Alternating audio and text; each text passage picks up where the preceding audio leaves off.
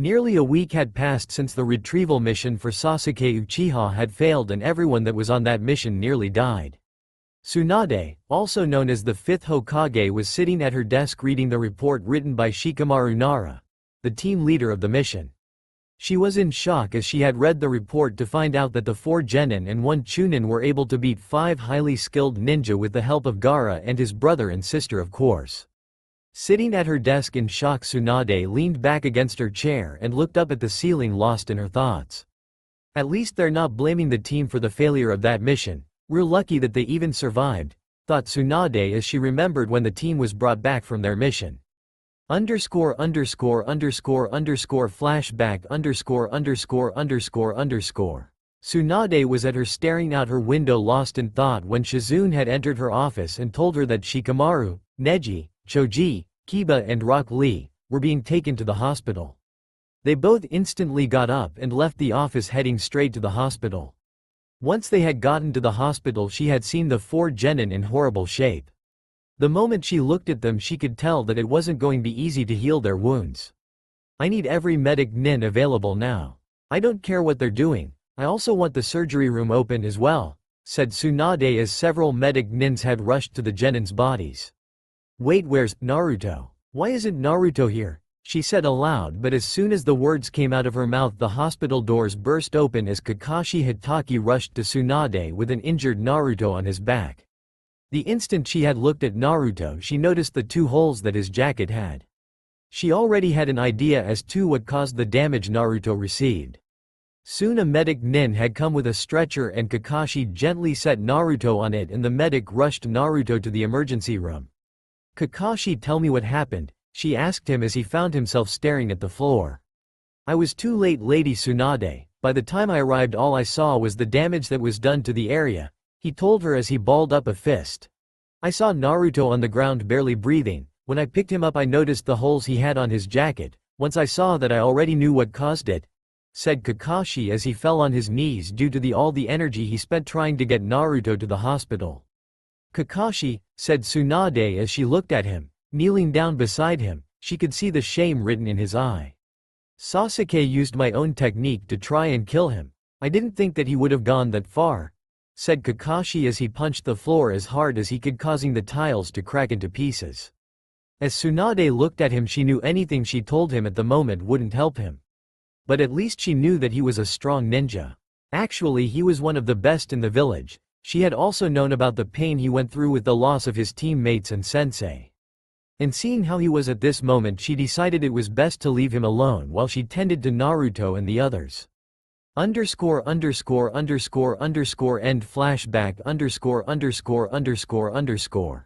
Tsunade then leaned forward and grabbed the report that Naruto had given her yesterday. Since the Kyuubi had healed the life-threatening injuries, Naruto was able to leave the hospital quickly.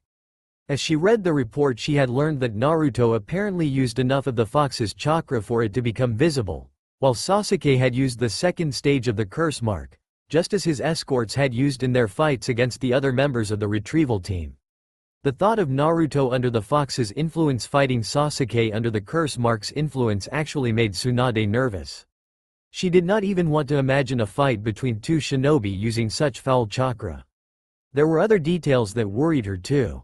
The main one was that his best friend had used the Chidori, a high-level assassination jutsu, on him.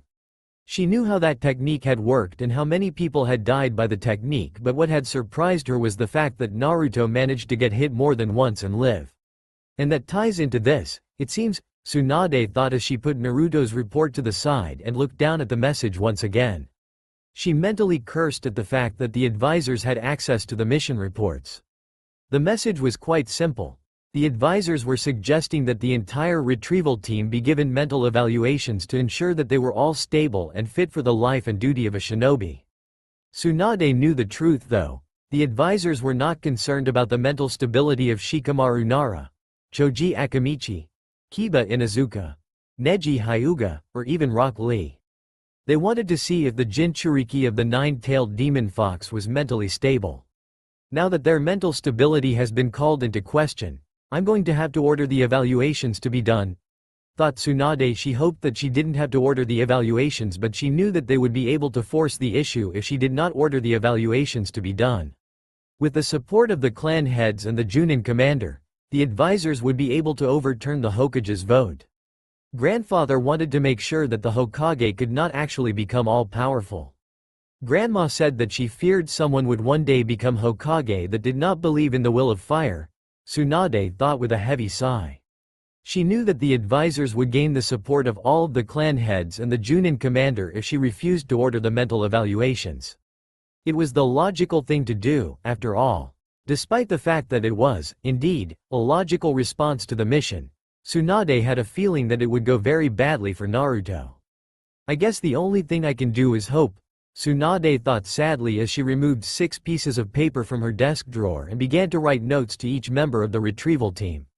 She included one to Lee due to the fact that he had ended up aiding in the mission, despite the fact that he had not even been cleared for duty. Once she wrote all 6 of those notes, she withdrew 2 more pieces of paper from the desk drawer.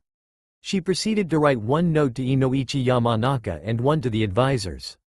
Upon finishing those final 2 notes, she put each of the combined 8 notes in envelopes and addressed them. She then made a hand gesture, which caused 2 members of the Anbu Black Ops to appear before her. "Neko, I need you to take these 6 messages to their intended recipients," Tsunade said, handing the notes that were addressed to the retrieval team to the purple-haired Kunoichi. Once they were taken by the aforementioned Anbu, Tsunade handed the final 2 to the brown-haired male. "Take the one addressed to the Yamanaka clan head straight to him. I want the note to the advisors left in their joint office downstairs." With that, Neko and Tenzo disappeared, leaving Tsunade alone in her office again. "And now, we wait," Tsunade said with one final sigh of the night. In 12 hours, the mental evaluations would begin. A thought crossed her mind at that point, causing her to smile briefly in amusement. Naruto would be very annoyed as soon as Neko gave him the note. He had just gotten out of the hospital, and it seemed that he would have to return the next day to have a session with Inoichi. Oh yes, she would be incredibly annoyed as a result of that. Sometime later at the Yamanaka residence ______. "Do you have a message for me?" Inoichi Yamanaka asked, glancing at the doorway of his study the instant a new chakra signature appeared. He was one of the best censors in the village, so it was unlikely that anyone would be able to sneak up on him. Unless the man was distracted, naturally of course. "Lady Hokage asked me to present this to you," Tenzo said as he approached the Yamanaka. Inoichi's study was exactly as one would imagine a study to look. The walls were lined with bookshelves, and the only actual furniture in the room consisted of a comfortable chair and a desk. It was brightly lit too, which one would expect from the owner of the most successful flower shop in the village. While Tenzo took note of his surroundings, Inoichi seemed to have something on his mind. "That's strange. Why would Lady Hokage send me a message so late at night? I never leave the village to go on missions, and if I was needed for an important interrogation, then the note would be from Ibiki," Inoichi thought. Breaking away from his thoughts, Inoichi took the note and began to remove it from the envelope. By the time the note was out of the envelope and unfolded, Tenzo had already left the estate. Inoichi did not notice though. He had already begun to read the note. "Inoichi Yamanaka, I am in need of assistance from the Yamanaka clan. As the head of your clan, I trust that you can provide the assistance that I need. In short, I am ordering mental evaluations to be done on the team that went to retrieve Sasuke Uchiha. The evaluations will be to determine if the members of the team are mentally stable and fit for the duties and responsibilities of shinobi of the Hidden Leaf Village. I'm sure you can guess why I need these evaluations done, seeing as your best friend's sons took part in the mission. The shinobi that I need evaluated are Shikamaru Nara, Choji Akamichi, Kiba Inuzuka, Neji Hyuga, Rock Lee, and Naruto Uzumaki. You may use any means necessary to evaluate them. I understand that it is much quicker to use your mind jutsu to evaluate one of your patients. If at all possible, I would like you to be the one that evaluates Naruto Uzumaki's mental stability. I have 2 reasons for this request. The first is because I trust you more than any other Yamanaka. The second is because Naruto needs to be handled very carefully. I'm sure that you can imagine why. For the others, you are free to delegate the tasks of the evaluations as you see fit." Keep in mind that Choji Akamichi and Neji Hyuga have yet to be released from the hospital. They are close enough to being released that the evaluations may be done without worry though. Now, I leave the rest up to you. If you have any questions, contact me tomorrow morning. Oh, and I already sent messages to them to tell them about the evaluations. They will be at the hospital at 8 in the morning. Thank you for your time. Tsunade Senju. Inoichi took a deep breath as he finished reading the note. It was not exactly what he was expecting, but it was perfectly doable. He immediately went to the task of finding the shinobi to perform the evaluations. He had already decided that he would only have 2 helpers in the task. He was certain that Shikamaru and Choji were mentally stable, so he would have one of his subordinates do a standard mental evaluation on them. He would have the same person evaluate Neji due to the fact that the young Hyuga prodigy had recently undergone thorough mental evaluations from his cousin, Santa Yamanaka. Speaking of Santa, I'll have him evaluate Kiba Inuzuka and Rock Lee. I don't even want to see what's inside the mind of Might Guy's favorite student. That would give me nightmares for a few months at the very least, Inoichi thought. He was exaggerating in his thoughts about the nightmares. In all actuality, he was perfectly capable of sealing away any of his memories that were too frightening. He actually forgot who Guy was as a result of that, but that had been back when he had first met the green spandex-wearing shinobi. Inoichi rose from his chair at that point and headed to the basement of his home. It seemed prudent that he look over the files of each of the young shinobi. Well, he thought it also was very prudent that he looked over the files of the ones that had actually undergone mental evaluations before. It would not be learned until much later that on that fateful night, Tsunade and Inoichi had not been anywhere near as alone or unwatched as they had believed. It was actually relatively amazing what an elder shinobi could do with a crystal ball, after all. A ghost of a smile appeared on the face of a man that had not truly smiled since his youth as he deactivated the crystal ball. It looks like they are playing right into my hands. Princess Tsunade should really learn to keep an eye on all of the players, not just the ones that are being obvious. She was never much of a politician, or she would have known that Danzo Shimura thought from his base underneath the Hidden Leaf Village. Oh yes, he was indeed a player on the board. Being the true shinobi that he was, few people would ever know that he even struck. The darkness of shinobi indeed. You may enter, Tsunade said as she heard knocking at the door of her office. Inoichi Yamanaka entered immediately, and the look on his face did not promise good news in the slightest. The 6 files that he held in his hands hinted at the subject that brought him there. I take it that you have completed the evaluations? Tsunade asked, glancing at the clock. It was almost 1 in the afternoon. She saw him nod. Shut the door and take a seat. Then, you can tell me about it. Following her orders, Inoichi soon found himself sitting across the desk from Tsunade. Clearing his throat, he said, "First, we have Shikamaru Nara." Upon reaching Chunin, he was required to undergo a mental evaluation. Since conducting his last one, we have more recent data to work with. As he said that, Inoichi placed a file on Tsunade's desk.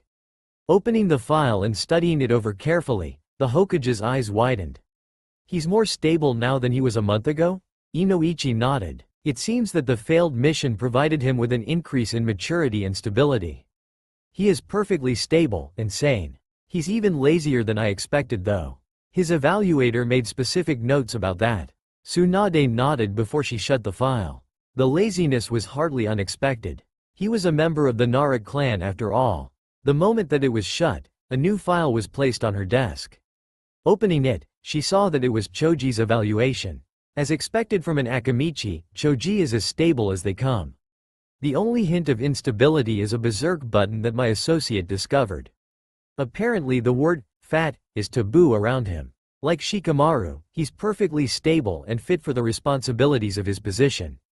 Inoichi concluded as he picked the next file from the stack and gave it to Tsunade. Shutting Choji's file and taking the new file that Inoichi offered, Tsunade realized that the 3rd evaluation was over Neji. Similar to Shikamaru, his file contained multiple evaluations. It actually contained 17 evaluations, which would have surprised her under normal circumstances. It did not at that moment though. She knew that Neji Hyuga had experienced great trauma due to his father's death, along with the usual trauma that a sealed Hyuga experienced growing up. The first time that Neji was evaluated, He was mentally unstable enough that he was unfit for the duties and responsibilities as a shinobi. Every evaluation after that was better than the one before it though. He is currently even more stable than Choji is. I suspect that learning the truth about his father had something to do with the increase in stability. Inoichi explained. That's good to know, Tsunade thought. She shut the file at that point, readily accepting the fourth file. She was not surprised when she saw that it was not Naruto's file. It seemed that he was saving that one for last. Kiba Inuzuka was one of the 2 genin that my cousin Santa Yamanaka evaluated. The evaluation is not very detailed at all due to the difficulties in evaluating a member of the Inuzuka clan. The simple answer in regards to Kiba is that he is as mentally stable as a member of the Inuzuka clan can be. Inoichi said. He then handed Tsunade the second to last file. Tsunade shuddered upon looking inside the new file. It was Rock Lee's file. As much as it worries me to say this, Lee is perfectly stable. Inoichi said, shocking Tsunade. Though Lee is eccentric, he is actually quite stable. He's as stable as Neji Hyuga at any rate. He replied. I don't want to ask any more about him. Tsunade said as she closed the file and stacked it with the other 4 files. Now, I want to hear about Naruto's evaluation, she asked. Inoichi hesitantly handed Tsunade Naruto's file and said, Lady Hokage, I regret to inform you that Naruto Uzumaki is mentally unstable and unfit for the duties and responsibilities of a shinobi of the Hidden Leaf Village. It is my recommendation that Naruto be stripped of his rank and removed from the ninja corps for no less than 2 years, after which he could be required to be re-evaluated, said Inoichi. That had Tsunade's attention and anger. She could not believe that Inoichi had said that. It was even worse that the file matched his assessment perfectly. You've got to be kidding me. What do you mean by that? Tsunade asked in anger. Naruto Uzumaki suffered a traumatic childhood of isolation. He never had a family of any kind, and he was never taught the things a parent would teach a child. The stunted development as a result of all that has caused him a certain degree of mental instability. The impact of learning what he carries inside him, using its chakra, and fighting his best friend in what was nearly a death match has worsened his mental instability to dangerous levels. As it is, I fear for our village if he remains a shinobi. As a Jinchuriki, his instability is far more dangerous than that of a normal shinobi. Inoichi answered, not backing down in the slightest. Tsunade closed her eyes as she thought about everything that Inoichi said. She barely held back the tears at the realization that Inoichi was correct. He would not have given that assessment to her if he had not believed that it was 100% accurate. I hope you can forgive me, Naruto, she thought, as she already imagined how he'd take the news. You may leave now, Inoichi, Tsunade said, surprising him. I cannot refuse your recommendation, especially not when it was given as a result of my own orders. Following the laws that my grandfather set forth, I have no choice but to go through with the recommendation. I will inform Naruto myself, Tsunade said. She felt a small part of herself die on the inside just by speaking those words. As soon as Inoichi was gone, Tsunade sent one of her Anbu bodyguards to escort Naruto there. After a few minutes the door opened. Hey Granny Tsunade, did you need something? And can we hurry this up? I was just about to head out for some ramen, said Naruto as he closed the door behind him. Tsunade looked at him for a moment. She couldn't believe what she was gonna do to the young blonde in front of her. Naruto, sit down, Tsunade said sadly as she looked at him with such sadness in her eyes. Naruto didn't know why, but he felt noticeably nervous. No one ever asked him to sit down when they were delivering good news, after all. Nonetheless, he sat down in the chair across from Tsunade without question. Naruto, I need to talk to you about the mental evaluation that Inoichi Yamanaka performed on you earlier today. Tsunade said. Why do you want to talk about that? He said that he'd tell you all about it. Naruto asked. It was clear at that moment that he was not aware of the actual results of the evaluation. She was not surprised though. That was not the type of thing Inoichi would have felt comfortable telling Naruto about. Tsunade took a deep breath before she uttered the worst possible news ever to him. Naruto, your evaluation showed that you are mentally unstable and unfit for the duties and responsibilities of a shinobi of the Hidden Leaf Village. It has been recommended that you be stripped of your status as a shinobi of the Hidden Leaf Village for a period of no less than 2 years. After those 2 years are up, you can undergo another mental evaluation. If, at that time, you are found to be stable and fit for the duty of a shinobi of this village, then you will be made a genin again. I am sorry, but I am going through with this recommendation," said Tsunade as she soon saw the blonde's reaction to the news. As for Naruto, he was astonished. He couldn't believe at what she had just told him, his dream to become Hokage. The promises he made to Neji and Sakura and all the others as well had just shattered. Naruto felt like Sasuke had just shoved another 2 Chidoris into his body, if not worse. After a few seconds, Naruto put his head down, trying to hold all his tears in. "You're telling me that I'm kicked out of the ninja crops on the grounds of mental instability, which means I will never be able to be Hokage, and you're telling me that you're sorry? After everything I've done for the village, this is what I deserve," he said as he rose to his feet so fast that his chair fell backwards.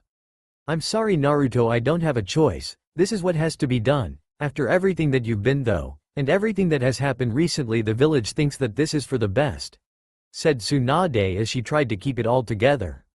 "You're fucking sorry. After everything I've done, after all the bullshit I went through to help this fucking village, this is how it repays me," said Naruto in a very angry voice. "Naruto, you have to understand, I didn't want to do this, but I have to, for the sake of the village. We can't allow you to be a ninja, please understand," said Tsunade. "Understand? Understand what? You took my dream, the only thing I had.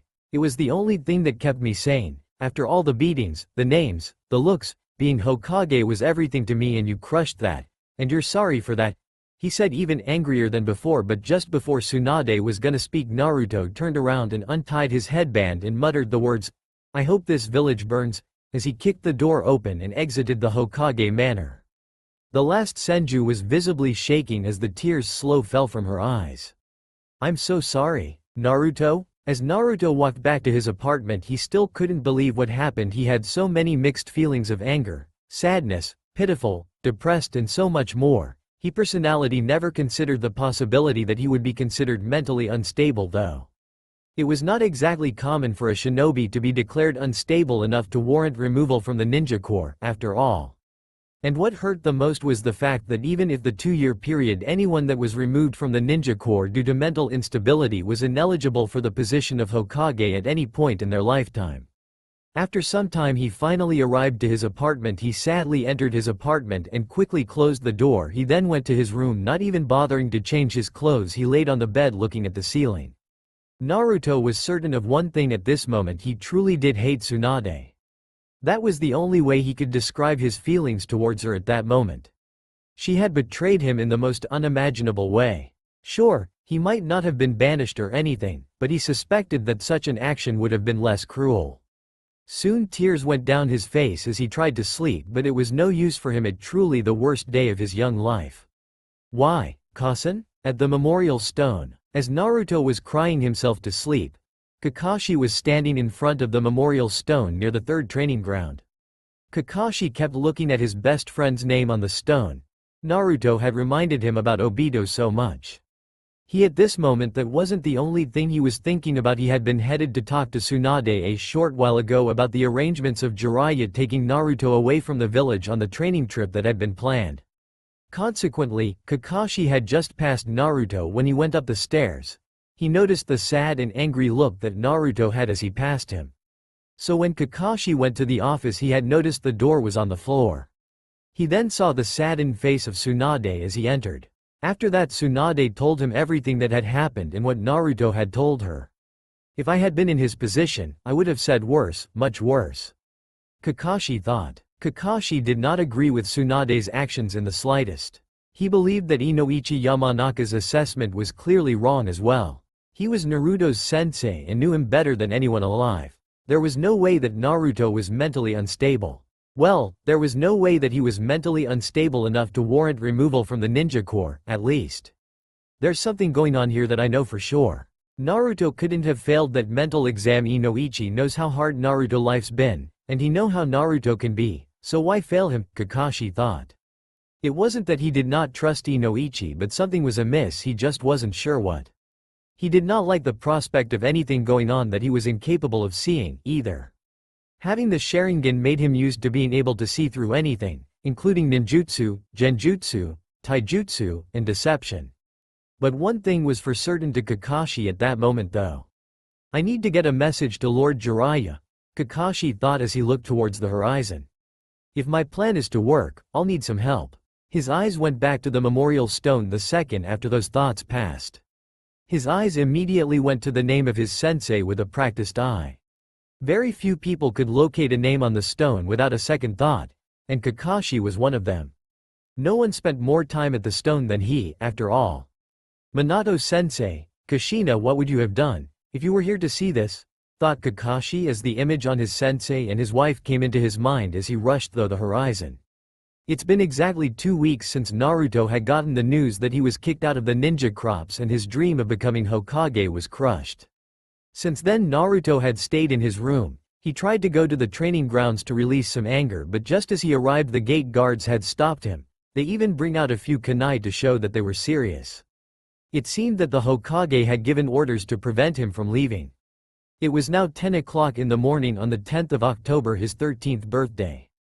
Naruto had hoped at least some of his friends would have at least visited, but no one had showed, but in a way he was thankful that his only visitors had been Iruka Amino and Sakura Haruno. Even though he was thankful for that least, he hated the fact that every time he saw Sakura he felt that he had let her down completely at the same time. He could not face her after he realized that he would most likely never be able to bring Sasuke back. Sakura had told him plenty of times that it was alright and that he tried his best.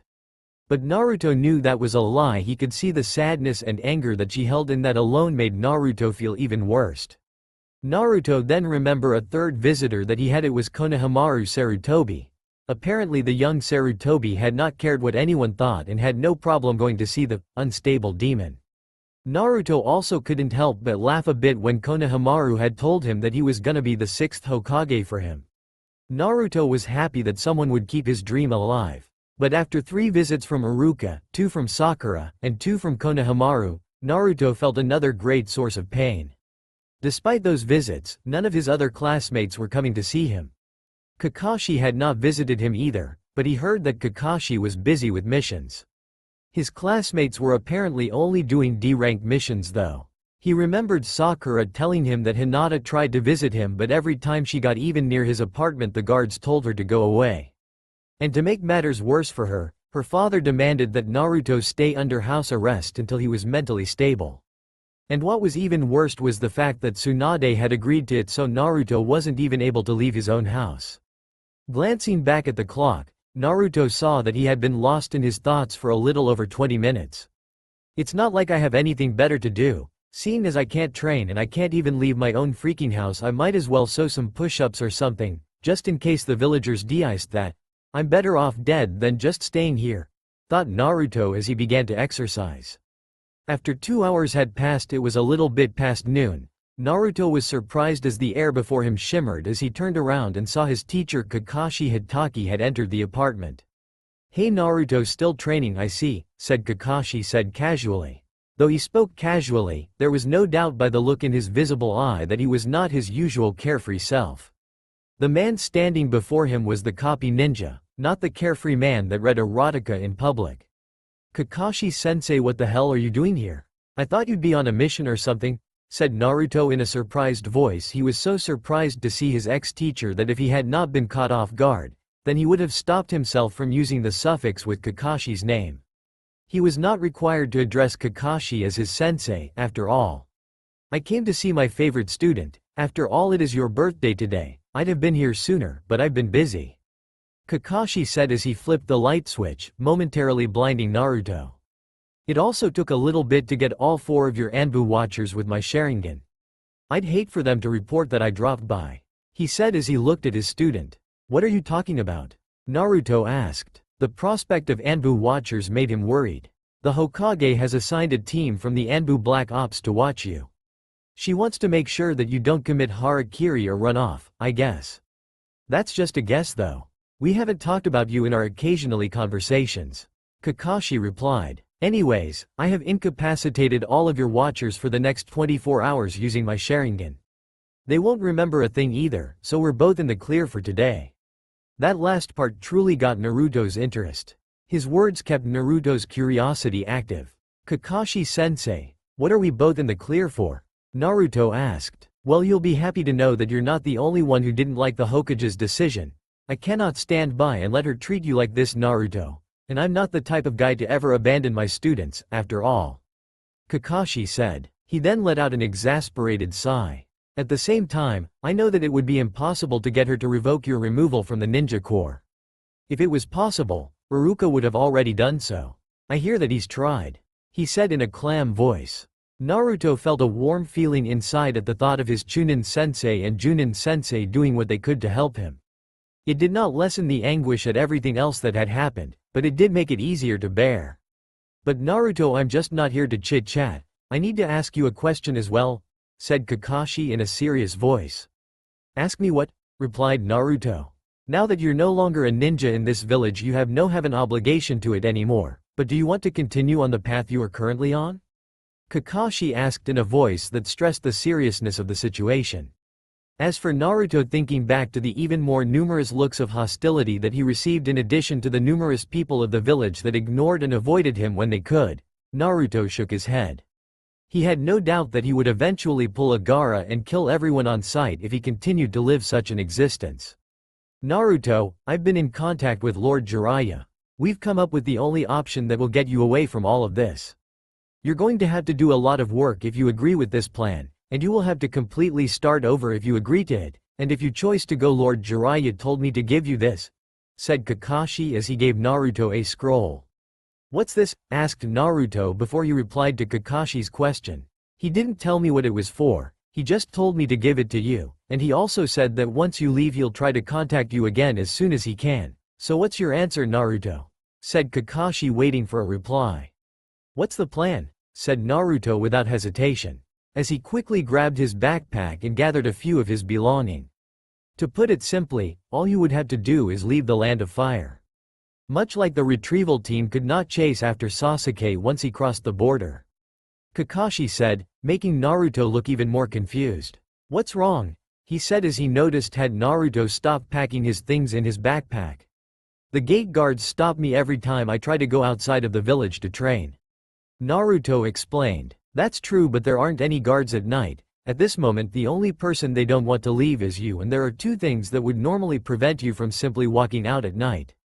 The first is the Anbu Watchers that I've already incapacitated. The second is a special barrier ninjutsu that surrounds the village. I made a seal that will allow you to walk through the barrier without alerting anyone though. I know the codes to the barrier from my time in Anbu, so integrating them in a seal was easy enough," Kakashi countered. "And before you ask, the reason that the barrier would detect you when it did not detect Sasuke is because the barrier has recently been set to alert the barrier team if your chakra makes contact with it. This seal will override the alerts though, so no one will know that you left until your Anbu Watchers wake up," said Kakashi as he finished explaining this plan. As he finished saying that, Kakashi handed him a highly detailed seal on a slip of paper. "As long as you have the seal in your possession, you will be able to pass through the barrier undetected. Please destroy the seal once you are out of the Land of Fire. That is the only illegal thing I'm doing to help you get out of here. If you destroy it, there will be no proof that I aided you. You seem sure that I'm going to leave," Naruto said as he looked at the seal. "And you aren't?" Kakashi asked. Thought it sounded more amused than curious. "Of course I am, but that's not the point," Naruto said as he looked up from the seal at Kakashi. "So how am I actually going to get out of the village? I still have to make it to the gates without being seen, which is easier said than done. That's why I brought this," Kakashi said as he removed a scroll from his hip pouch and gave it to Naruto. "I acquired some new clothes for you. They're actually more to help you get out of the Land of Fire without attracting attention than anything, though. To actually get outside of the village, I recommend that you do something a bit more ninja. I'm sure you know what I mean." Surprisingly, Naruto caught the hint and managed a small smile at the idea. "Thank you, Kakashi-sensei," said Naruto as he looked at his former teacher. "I meant what I said earlier. I'd never abandon my students, but before we begin there's something else I have to tell you and I want you to promise me one thing," Kakashi said, glancing back at Naruto. "What is it?" Naruto asked. "Well, the first thing I have to tell you is about your parents. I was hoping to tell this when you were older, but seeing as the Hokage and Council ruined that, I see no point in hiding it anymore," said Kakashi as he looked at Naruto. "My parents, you knew them. What were their names?" asked Naruto as he dropped everything and looked at Kakashi. Your father's name is Minato Namikaze. You knew him as the fourth Hokage, the man who sealed the Kyuubi inside you.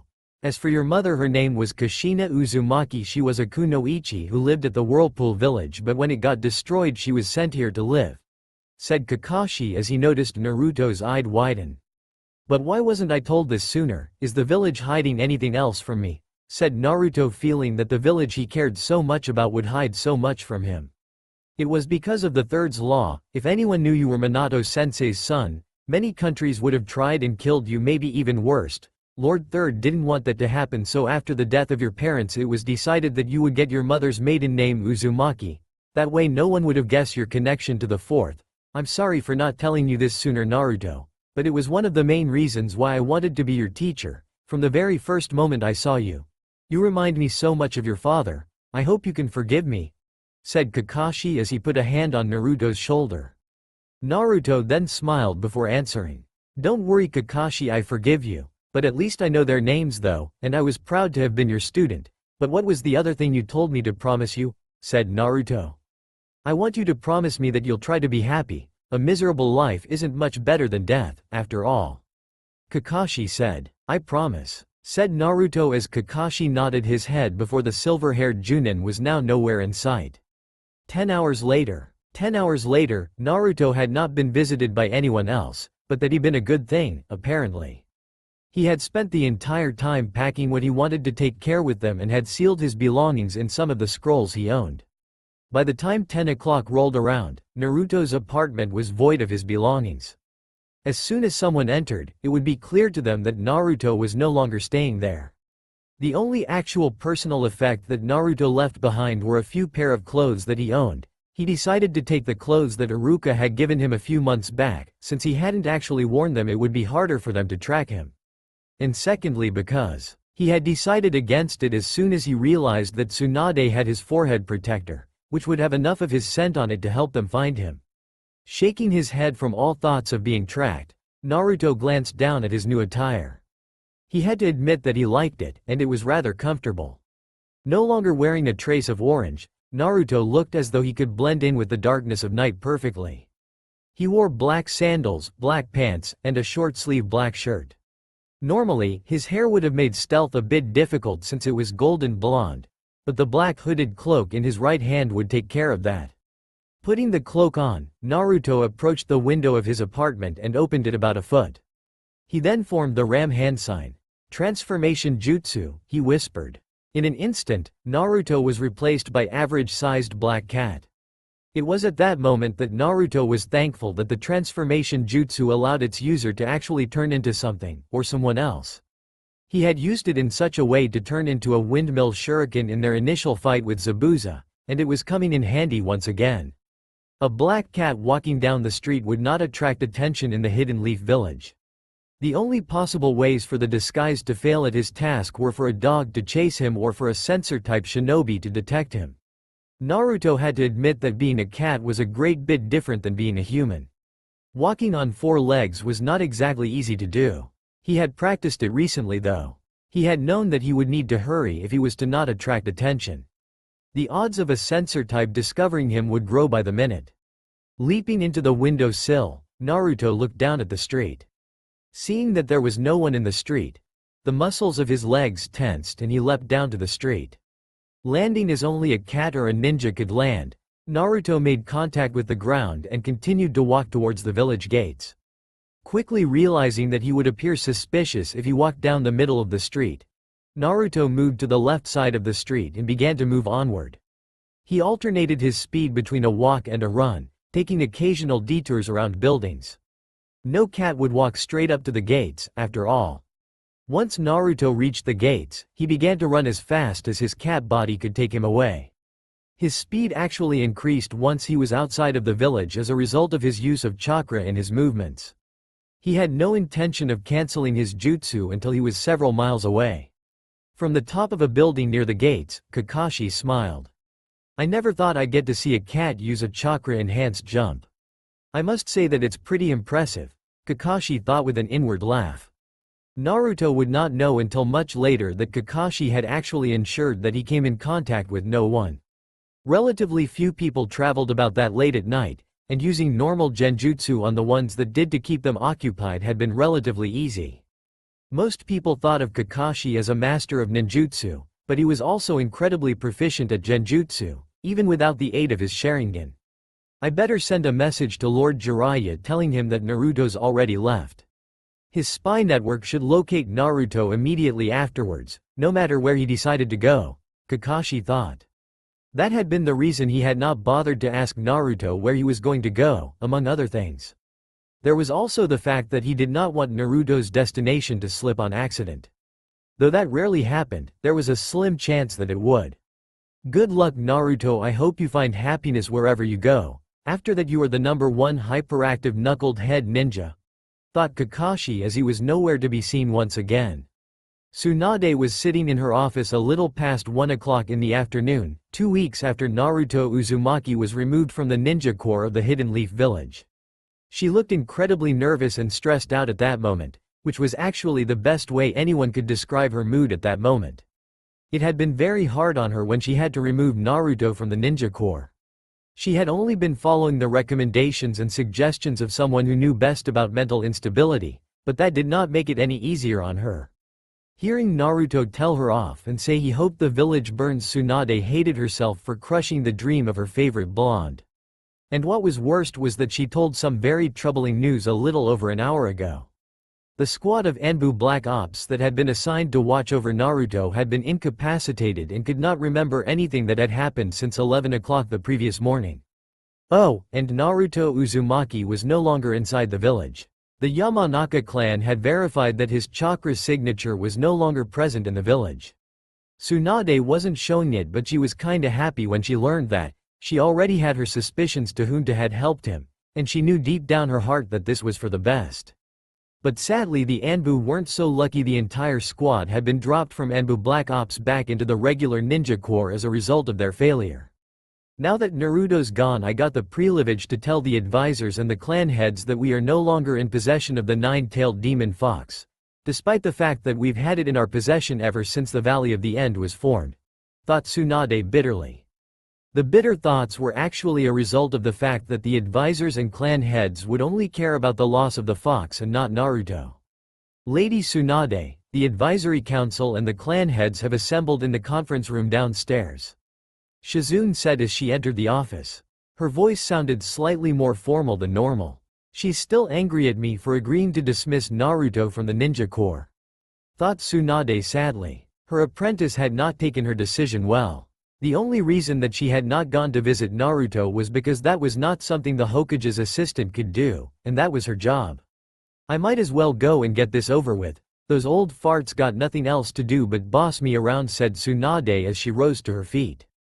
Without further words, the two kunoichi walked down the empty hallway, went downstairs, and then walked down that hallway until they reached the first set of doors on their right. Entering the room, Tsunade and Shizune saw that there was a large table in the center of the room, though it lacked decoration of any kind outside of it. Tsunade then took her place at the table while Shizune stood behind. Directly across the table from Tsunade were the advisors. To the Hokage's right and the advisors' left, Hiyashi Hyuga and Shibi Aburame were seated. To the Hokage's left and the advisors' right, Asuma Sarutobi and Sume Inuzuka were seated. Let's begin this meeting now, Tsunade said as she cleared her throat as she was just about to speak until. Shouldn't we wait for the clan heads of the Akamichi, Nara and Yamanaka before we begin the meeting? Said Hiyashi as the other council members look at him. Sorry that I didn't inform you of this earlier, but I sent them on a mission before I called this meeting, said Tsunade as everyone's attention was now on her.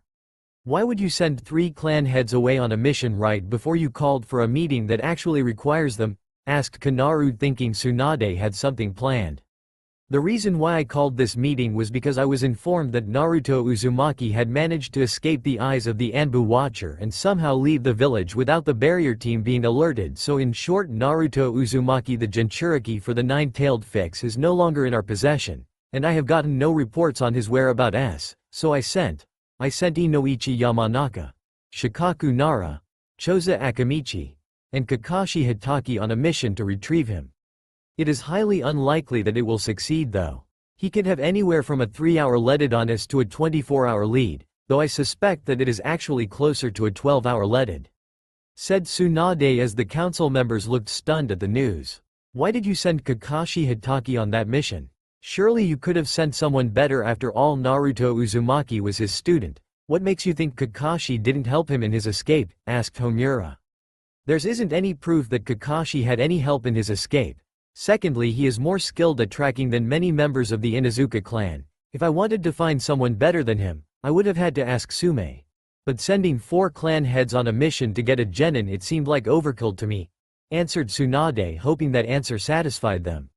"Are we actually discussing this?" said Asuma as everyone looked at him. "I mean, seriously, you crushed his hopes and dreams, you stripped him of his rank and gave him nothing in return. I mean, if I were him I would have done the same. After everything he's done for this village, you guys just turned your back on him," said Asuma as everyone except Tsunade and Shizune showed any emotion. "Don't be a fool, Asuma," shouted Koharu. "He's a Jinchuriki and an unstable one at that. Just think about it, what happens if he goes to another village and they learn about what he is? They could brainwash him and use him as a weapon to destroy us," said Koharu as some of the council actually thought about it. "Sure, he's a Jinchuriki all right," said Asuma, distaste at the title obvious. "That doesn't change the fact that you're all morons. Perhaps you did not see the Jinchuriki of the One Tail or hear the kinds of shit that he did, but I heard it all. He is living proof of why you should have fucking treated Naruto as a human being. I personally hope the mission to retrieve him is a complete failure, because he's too good for this place. He almost died trying to bring the Uchiha back as well as the other team members, and this is you repay him. If you ask me, I think it's time we get some new council members, ones without a stick shoved up their ass," said Asuma as both Homura and Koharu looked at him. But before they could say anything to him, the doors of the conference room opened. And a new voice rang out. "Well said, Asuma. Sarutobi-sensei would be proud if you were here," said Jiraiya as the doors shut behind him. "Jiraiya, this meeting doesn't concern you. This meeting is for the Hokage and council member," said Tsunade in a serious voice. "This meeting is over, you and me have to talk, Tsunade, now," said Jiraiya in a very serious voice. Tsunade was surprised at the way he had just spoken to her. Many people didn't know this, but when Jiraiya spoke in a serious manner, it was something to be feared about. "This meeting isn't over, something has to be done about this. Jiraiya, maybe you could get the Jinchuriki for us. There's no doubt that you couldn't fail that mission," said Koharu as Jiraiya looked at her with a pissed-off look. Koharu there right then and there that she better stop talking. "Well, I'm happy to say that the pursuit of Naruto Uzumaki will now be terminated. I called in a favor from the feudal lord of the Land of Fire, and he's agreed. Since Naruto is not a shinobi of the Hidden Leaf Village and is a citizen, he is under the feudal lord's authority, and not that of the Hokage," said Jiraiya as he gave cold looks to Koharu, Homura and Tsunade. He then took out a scroll and threw it to Asuma. He then began to reading it, confirming what Jiraiya said was true. "It's true, it's got the feudal lord's signature and everything," said Asuma. He gave it to Koharu. "This can't be, we need the Jinchuriki," said Koharu as she read the letter, but then she threw the scroll and stood up. "You're the one that helped him get out of the village, aren't you?" Koharu accused. "If I did, then I would have simply had the toads reverse summon him to Mount Mayuboku. In that case, you would be unable to track him at all." Jiraiya replied, not even glancing at the advisor as he spoke. His eyes were focused on Tsunade still. "And you, Tsunade, read up on the laws next time you remove someone from the ninja corps. You can't go from being a legal adult back to being a child. It just doesn't work that way," said Jiraiya as he leveled a glare at his Kunoichi teammate. There was no doubt that he was furious at her. "You already know where to meet me, Tsunade," said Jiraiya as he looked coldly at her. "Oh, but before I go, I was just going to inform you that information on Akatsuki is no longer the business of this village due to the fact that you don't even have a Jinchuriki, and since I own the spy network of the village, I'm taking that away as well. Goodbye," said as he proofed in smoke, indicating that he was a shadow clone. "He sent a shadow clone," thought Tsunade in shock. She was still trying to process everything when Asuma busted up laughing. "What's so funny?" Sume asked. She would have enjoyed a good laugh. As it was, she was still feeling indifferent to the situation. She did not really know Naruto Uzumaki at all, after all. "You'll figure it out soon enough," Asuma said between fits of laughter. Tsunade understood why he was laughing immediately. The feudal lord had outplayed her and her advisors. In addition to that, she had just lost Jiraiya and his spy network. It was not as if he was an active ninja, after all. But unknown to Tsunade and the council members, they weren't the only ones having a decision about Naruto's escape from the village. Dajimu, Tera, Terai, you three are to begin tracking down Naruto Uzumaki. I want him captured so that the 9 tails may be extracted and placed in one of our own," said Danzo as he looked at 3 of the members of his root organization that specialized in tracking. "You may take 7 subordinates with you to ensure the success of the capture, should you find him," he said. "Yes, Lord Danzo," the 3 members of Root said in sync. They would serve him with their last dying breaths if need be, and they would not show an ounce of emotion the entire time. That was just how Root was though. What an unexpected turn of events. I did not expect the 9 tails to run from the village, but it actually may make it easier this way, thought Danzo as he felt like his planning was finally coming into realization. Who would have thought that using my Sharingan on Inoichi would give me a chance to gain the 9 tails? I should have thought of it sooner, thought Danzo as he remembered doing a simple application of his unique dojutsu before Naruto's evaluation had enabled him to make things seem a little worse than they were, as well as ensuring that Naruto's removal from the ninja corps be recommended. I should really thank Itachi for killing Shisui one of these days. If it wasn't for him I wouldn't have been able to do so, thought Danzo. He wondered how furious Itachi would be at the thought of his best friend's eye being in Danzo's possession. The thought of Itachi furious was actually quite humorous to the old warhawk. One final, 3rd meeting was going on at that moment as well. It was not a physical meeting though. It was more of an astral projection meeting than anything. "We're meeting again? Wow, I thought this never happened," said Deidara sarcastically. The last time Akatsuki had held a meeting had been a few weeks ago, and they had claimed that they had not all met since the time 7 years before when Orochimaru turned on them.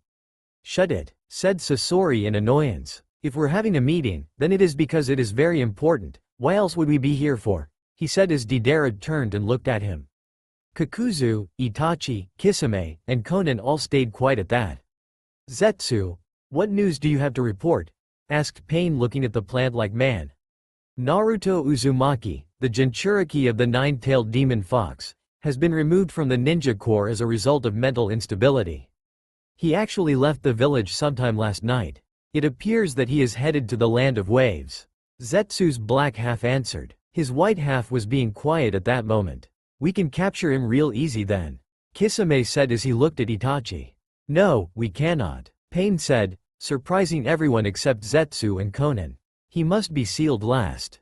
Capturing him now, as appealing as it is, would be pointless. We would have to watch over him closely to make sure he did not die before we were ready for him. Preventing that and suppressing the fox's chakra every time he tried to escape our grasp would only serve to hinder us. Instead, we will wait and capture him after we have at least 6 of the others sealed. Restraining him while we seal the last few would not be as difficult." "I see," Itachi said with a nod. As the meeting continued, the team of Inoichi, Shikaku, Choza, and Kakashi remained unaware that their mission was already a failure except for Kakashi, who hoped that Naruto had already made it out of the border and was now somewhere safe.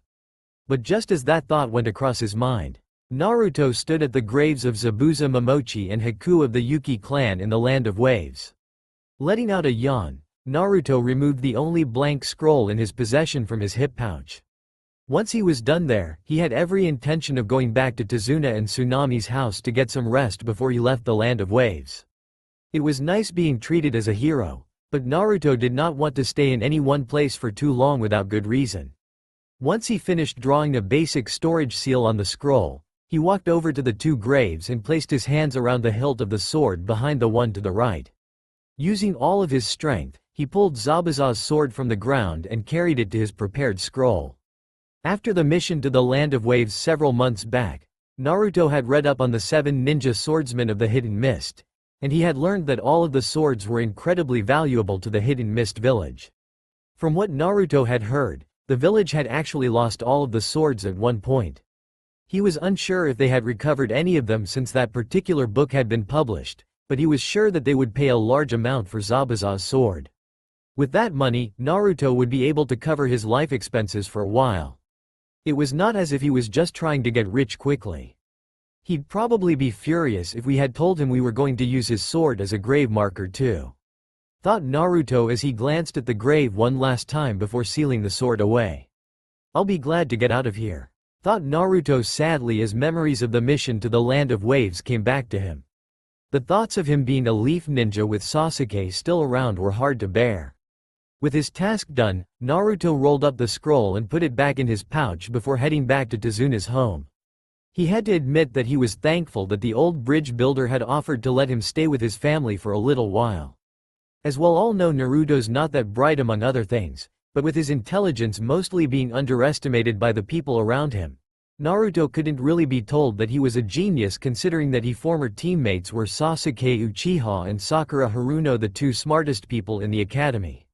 So while he was no genius in certain parts of the ninja world, most people would agree that he was fairly intelligent to pull off the pranks he pulled on the villagers. And him being in Jinchuriki, Naruto had to learn about survival very fast. That intelligence alone was the only thing that prevented him from heading straight to the Land of Water from the Land of Waves by boat. Anyone who learned of his destination would be able to beat him there. To get from the Land of Water from the Land of Waves by boat, one would have to take a boat all the way around the Land of Tea just to get to the other side of the Land of Fire. It would cut at least a day off of the travel time if someone were to cut straight through the Land of Fire and take a boat from the eastern coast to the Land of Water. Naruto was taking every change he had not to enter the Land of Fire again. So, Naruto made a decision that was either incredibly intelligent or incredibly stupid. He decided to take a detour around the Land of Fire and take a boat from the Land of Hot Water to the Land of Water. And surprisingly, Naruto had actually calculated the distance that he would have to travel in his little detour, and he had found that it was about the same distance as a round trip between the Hidden Sand Village and the Hidden Leaf Village. But at the moment, Naruto was about 3 days into his trip altogether, and he had just crossed the border into the Land of the Waterfall about an hour earlier. But as fate would have it, fate decided it was time for our favorite blonde-headed ninja to do the one most thing is was good at saving people. But for Naruto was in the right place at the right time when he heard a sudden noise in the woods to the left of the empty road that he had been traveling along. He turned just in time to see someone fly through the woods and hit the ground, rolling several times before coming to a stop. Naruto barely had time to take note that the person before him was a girl. Actually, she was a kunoichi, if the headband tied around her right arm was any indication. He took note of the symbol of the Hidden Waterfall Village moments before rustling from the woods to his left caught his attention again. Looking away from the white-clad kunoichi, Naruto saw that there were 4 waterfall ninjas standing across from her. They were wearing flak jackets. It's useless to run, Fu. You should know by now that we aren't gonna allow you to leave the village so easily. We've been over this before. You belong to the village. So stop running and give up. We got our orders to take you by force if we have to, said one of the tacky ninja as he and 3 others got closer to the kunoichi. You all can do to hell, I ain't going back to that village, just so you can use me like a weapon instead of a person, said the kunoichi as she rose to the kneeling position. As for Naruto, he caught a glimpse of her orange eyes as she had looked at the waterfall ninja. Fine, be that way, but don't say we didn't warn you, said another one of the waterfall ninja as he formed a few hand signs and said, water-style water whip jutsu. Soon a whip made out of water had appeared on his right hand and soon the other waterfall ninja did the same. Soon one of the ninja had snapped it towards the runaway kunoichi with a flick of his wrist. It then wrapped around her before she could react.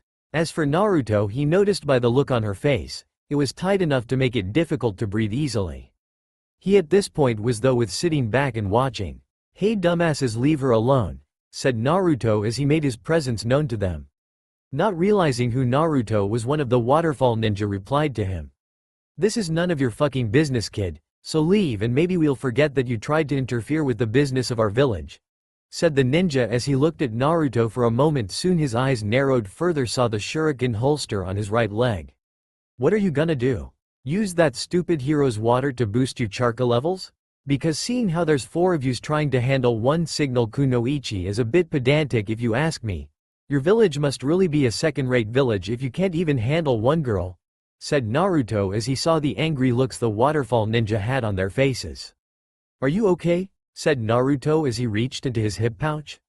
I'm okay for now, but can you please help me? I don't want to go back to that village, said the kunoichi in a low voice. As for Naruto, he could tell that she was having trouble asking for his help. He even noticed a bit of resentment in her voice. But he knew it wasn't towards him. She must hate asking for help. I wonder why, thought Naruto as he removed a kunai from his hip pouch and threw it towards the middle of the water whip. It took everyone a moment to see the paper bomb attached to the kunai. As it was, it detonated and severed the water whip before the waterfall ninja. Fu immediately fell to her hands and knees as she regained her breath. After a few deep breaths, she rose to her feet and stepped to Naruto's side. "They're strong," Fu warned. "So am I," Naruto said as he formed his signature hand sign. None of the waterfall ninja recognized it. Shadow Clone Jutsu. In an instant, 10 shadow clones came to life in front of Naruto. Each one pulled a kunai out and prepared to fight. Are those solid clones? And how can he make so many? Normally a ninja can only make about 1 or 2 at the very least, thought Fu curiously. The only solid clones that she was familiar with were water clones and mud clones. Clones won't help you against us, the leader of the waterfall ninja said confidently. We'll see about that attack, Naruto said softly. In an instant, the 10 clones attacked the 4 waterfall ninja, and Naruto looked at the kunoichi and they both ran. After a few minutes Naruto thought that they were a good distance away from the waterfall ninja. Okay, it looks like we're good for now, but before I make any more decisions, I need to know why they're trying to capture you, Naruto said, immediately catching Fu's attention. She seemed to freeze as she processed the question, but she managed to come up with an answer soon enough. Well, since you're saving me, I guess you should know. You see, I never wanted to become a ninja of my village. They treat me like dirt and call me names every day, so I thought about it. Why should I protect a place and serve the people when they have done nothing for me but despise my very existence? Said Fu. Her voice seemed so cold as she spoke. You see, for the past year I've been trying to escape. This is my 20th attempt. If I could just make it past the border I could be free, she said with hope in her voice. Her life sounds just like mine's and Gaara's, thought Naruto as he looked at the kunoichi. Have you ever killed anyone from your village? Naruto asked suddenly. He wanted to make sure that she was not like Gaara. No, I haven't. I'd love to kill those guys though, Fu replied as she sent a hate-filled glare at the waterfall ninja. Then what are you waiting for? The only way you can get away from them is by doing just that. My clones won't be able to hold them off long enough for you to run away from here, said Naruto as he formed his signature hand sign again. And soon over a dozen clones popped in front of them. As for Fu, she was still surprised to see so many clones. Soon the 4 waterfall ninja had showed up with a kunai in their hands. Like I said before, you stupid girl, we're taking you back to the village, said one of the ninja as he pointed the kunai at them. You can take me back when I'm dead, said Fu. Molded chakra and did a few hand signs as she prepared one of the few ninjutsu techniques that she knew. Hidden waterfall style. Water slicing blade, she said as the moisture in the air around her gathered at her right hand. In an instant, she held a weapon made of water that resembled a sword. With a chakra-enhanced dash, Fu appeared behind one of Naruto's shadow clones and plunged her blade through its back. Though Naruto was a bit thrown off by the maneuver, he was impressed to see what she had actually done. Fu had acted with the knowledge that the shadow clone was merely a clone, so she had run her sword through it and threw the waterfall shinobi directly in front of the clone. A quick glance at the waterfall shinobi allowed Fu to see that she had pierced the leader through his heart. Bringing the blade out of him, she spun in sweeping arc and decapitated one of the other waterfall shinobi.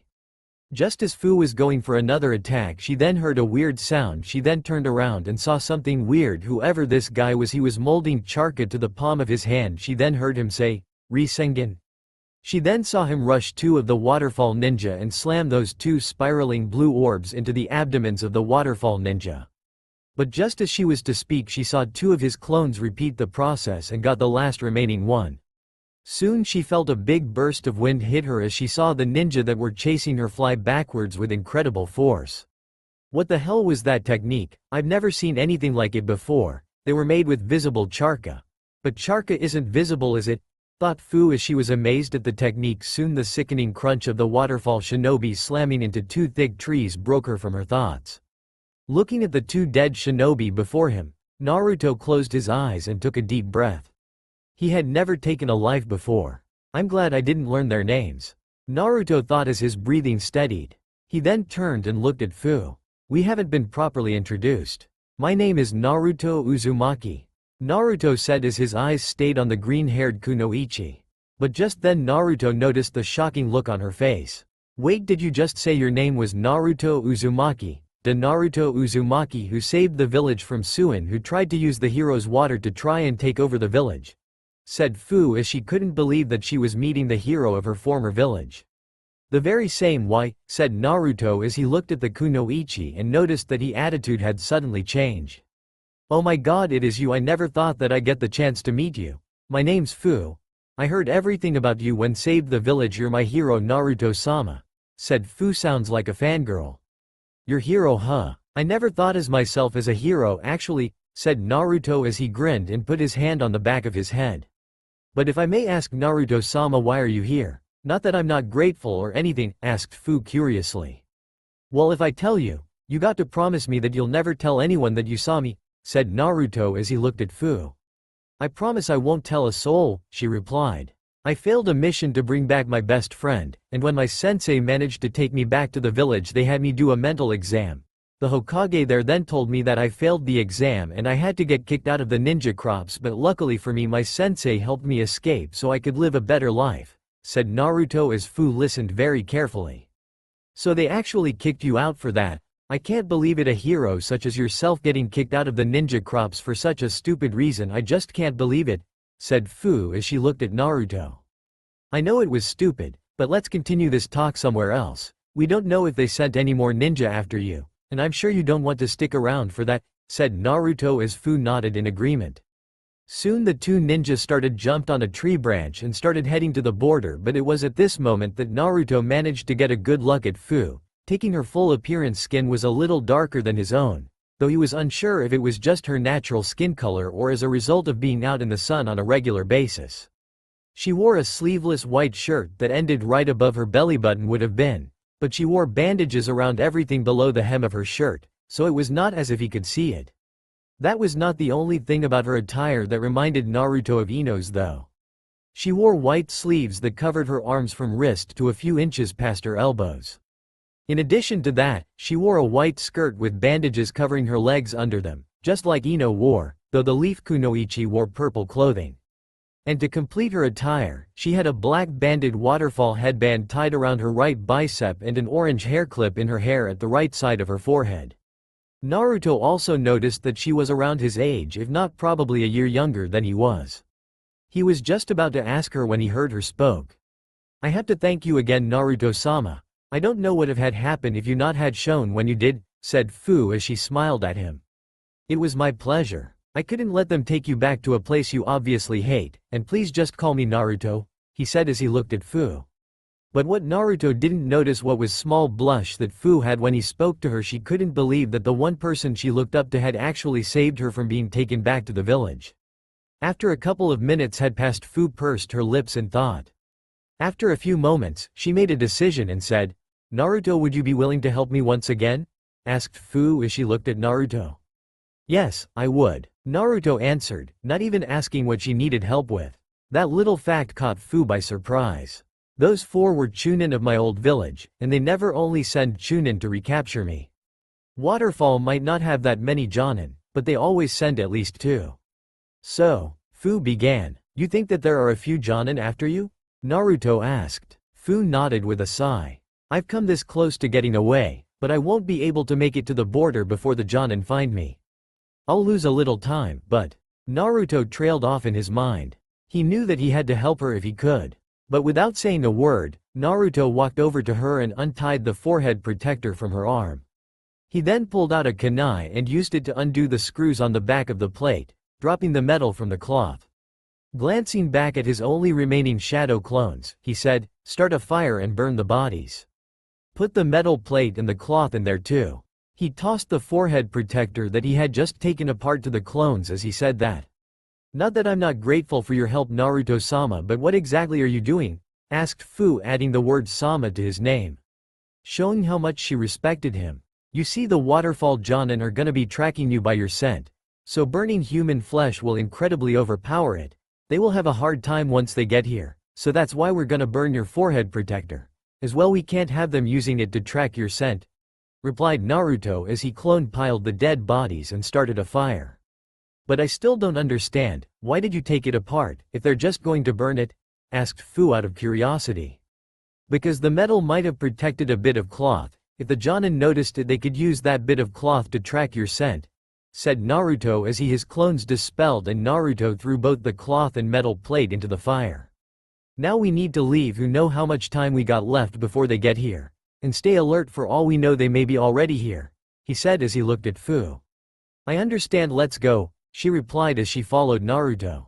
But as they started moving though the forest, she noticed that he wasn't taking the road opposite of where they just were. Naruto-sama, how come we're not taking the road? She asked. They continued to move though the forest. They would be expecting that. They think you're alone at the moment. It's best that they don't know that you've got help.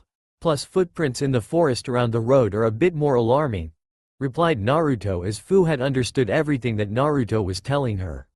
Wow, you really are a great ninja, Naruto-sama. I don't think that I could have gotten this far without you, said Fu as a small blush went across her face as they continued to run. Well, I wouldn't say great if you ask me. The only reason why I knew how to do that was because an old friend of mine at the Leaf Village taught me a bit about masking your scent in the forest. But if I had say it, I would say that you were better than me.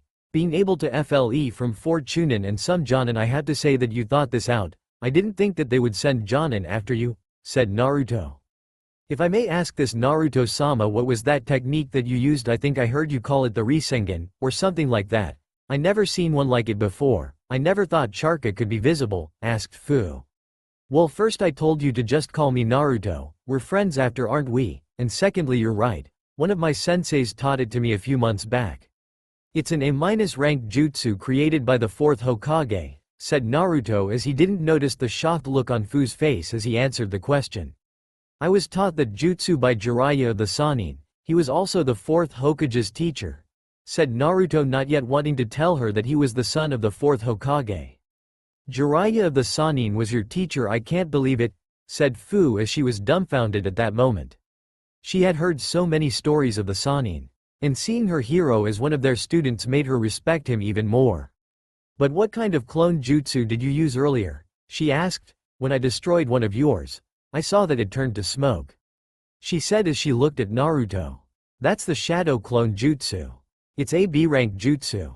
It makes a perfect copy of the user and splits my chakra evenly into however many clones I create, said Naruto with a smile. He could not remember anyone ever showing interest in his jutsu before. I can also use the A-ranked Kinjutsu variant, the multi-shadow clone jutsu, which allows me to make over a dozen clones or more at once, he replied as they continued to move through the forest. Wow, he's only a genin and he knows both A-rank and B-rank jutsu. It's no wonder why he beat Shuin. I wonder what other jutsu Naruto-sama knows, thought Fu as she looked at Naruto once more before they almost made it out of the forest.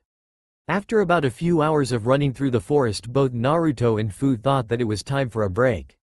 They were a little over a mile from the border between the land of waterfall and the land of grass. Even though the forest had surrounded the road on both sides, they were now arriving at a spot where the road had been built, thought the clearing.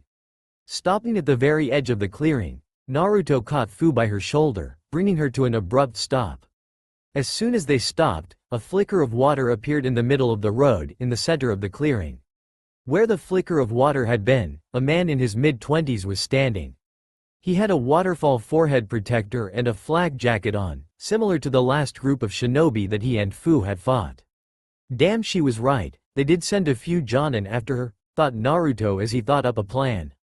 Fu, stay back, said Naruto, whispered Naruto in a low voice loud enough so Fi could hear him. Fu nodded her head in agreement. I shouldn't be surprised that you found us already. I thought I at least had another hour or two before you caught up to us, said Naruto as he looked at the group of Jonin. We weren't after you at all, we're after the girl, nothing else. We could care less about you. Now head over the girl. She is the property of the hidden waterfall village. You have no right to help someone like her, said one of the Jonin. How can you people treat her like crap? She is a human being, not your property, said Naruto with coldness in his voice. You wouldn't be saying that if you really knew her. Thanks to her, many people have suffered because of her. She thinks she's human, but in reality she's just a monster whose only job is to be used as a weapon for our village, said another one of the Jonin. Please don't tell him. I don't know what I'd do if he knew, thought Fu as she felt her heart skip every other beat. But Naruto's next words made her feel special. You people are so fucking stupid. How can someone as sweet as her be called a monster? I may have only met her just a few hours ago, but at least I know she isn't a monster. If I had to say it, I would call you people the monsters, forcing someone to do your bedding when you don't even consider their feeling. All villages are the same if you ask me, said Naruto as he knew how it felt being called a monster, demon scum and etc. As for Fu, she felt so happy at the moment her hero had called her a sweet person. She had never been called that before. She was usually called slut, whore, bitch and every other cruel word you could think of. But would he call me that again if he really knew what I contained? She thought as she looked at Naruto. She's no human. She's just a monster. Now turn around and leave, or else we'll be forced to kill you, said the leader of the Jonin as the four of them headed towards them. Why would I let you take her back to that village? She obviously hates the place, said Naruto as he thought of a plan to hand the 5 Jonin in front of him. That girl hold a monster inside of her with no consequence. Once we kill you we will take her back to the village. And the tailed beast that is sealed inside of her will be extracted and put in someone else. Those are the wishes of the council, said the lead Jonin in hopes the young boy would simply just betray the girl and leave. A tailed beast. She actually has a tailed beast sealed inside her just like me and Gaara, thought Naruto as he turned and looked at Fu for a moment and turned back and looked at the Jonin. Well, in that case I'm afraid I can't let you take her, and since I know you're not just gonna let us go, I'm afraid it's time for you guys to die, said Naruto in an even colder voice as before. Behind him, Fu was shocked. Whether the majority of the shock was a result of the Jonin revealing her status as a Jinchuriki or a result of Naruto her hero not fleeing. As for Naruto not know this, but Fu's respect for him grew immensely at that moment. Multi-shadow clone jutsu, Naruto called out. Instantly everybody was shocked as the 5 Jonin found themselves surrounded by what looked like over 1,000 shadow clones. There were so many clones that many of them had to stand on the tree branches that surrounded the entire area. This is impossible, no one can create this many clones and not die from chakra exhaustion. They're probably all just regular clones, said one of the Jonin as he was still surprised to see this many clones. Well, if you don't believe me, then let's test that little theory of yours, shall we? Said Naruto as he gave the hand signal. In a matter of seconds, each shadow clone withdrew a kunai with a paper bomb attached to it. They proceeded to throw the large number of replicated kunai at the 5 Jonin.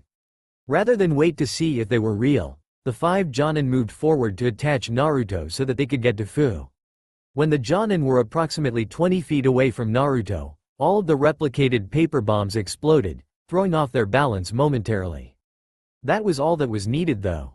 Duck, said Fu suddenly as her voice being heard by Naruto due to the ringing in his ears of the 5 Jonin. Naruto then quickly ducked down, allowing Fu's water sword to swing in an arc where his head had been.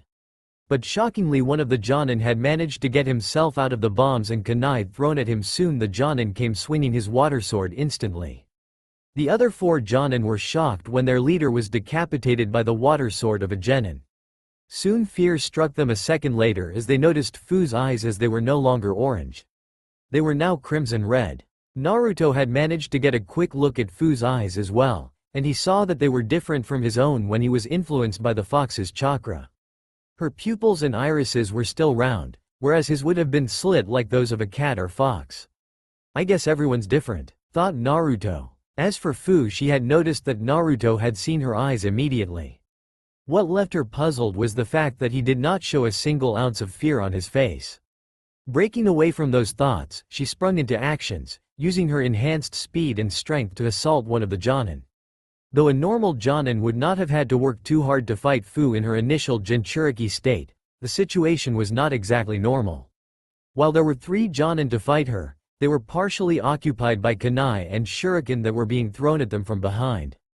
The eyes of one of the Jonin suddenly widened as he saw that the original Naruto was no longer standing where he had been. In fact, he had no idea where Naruto was.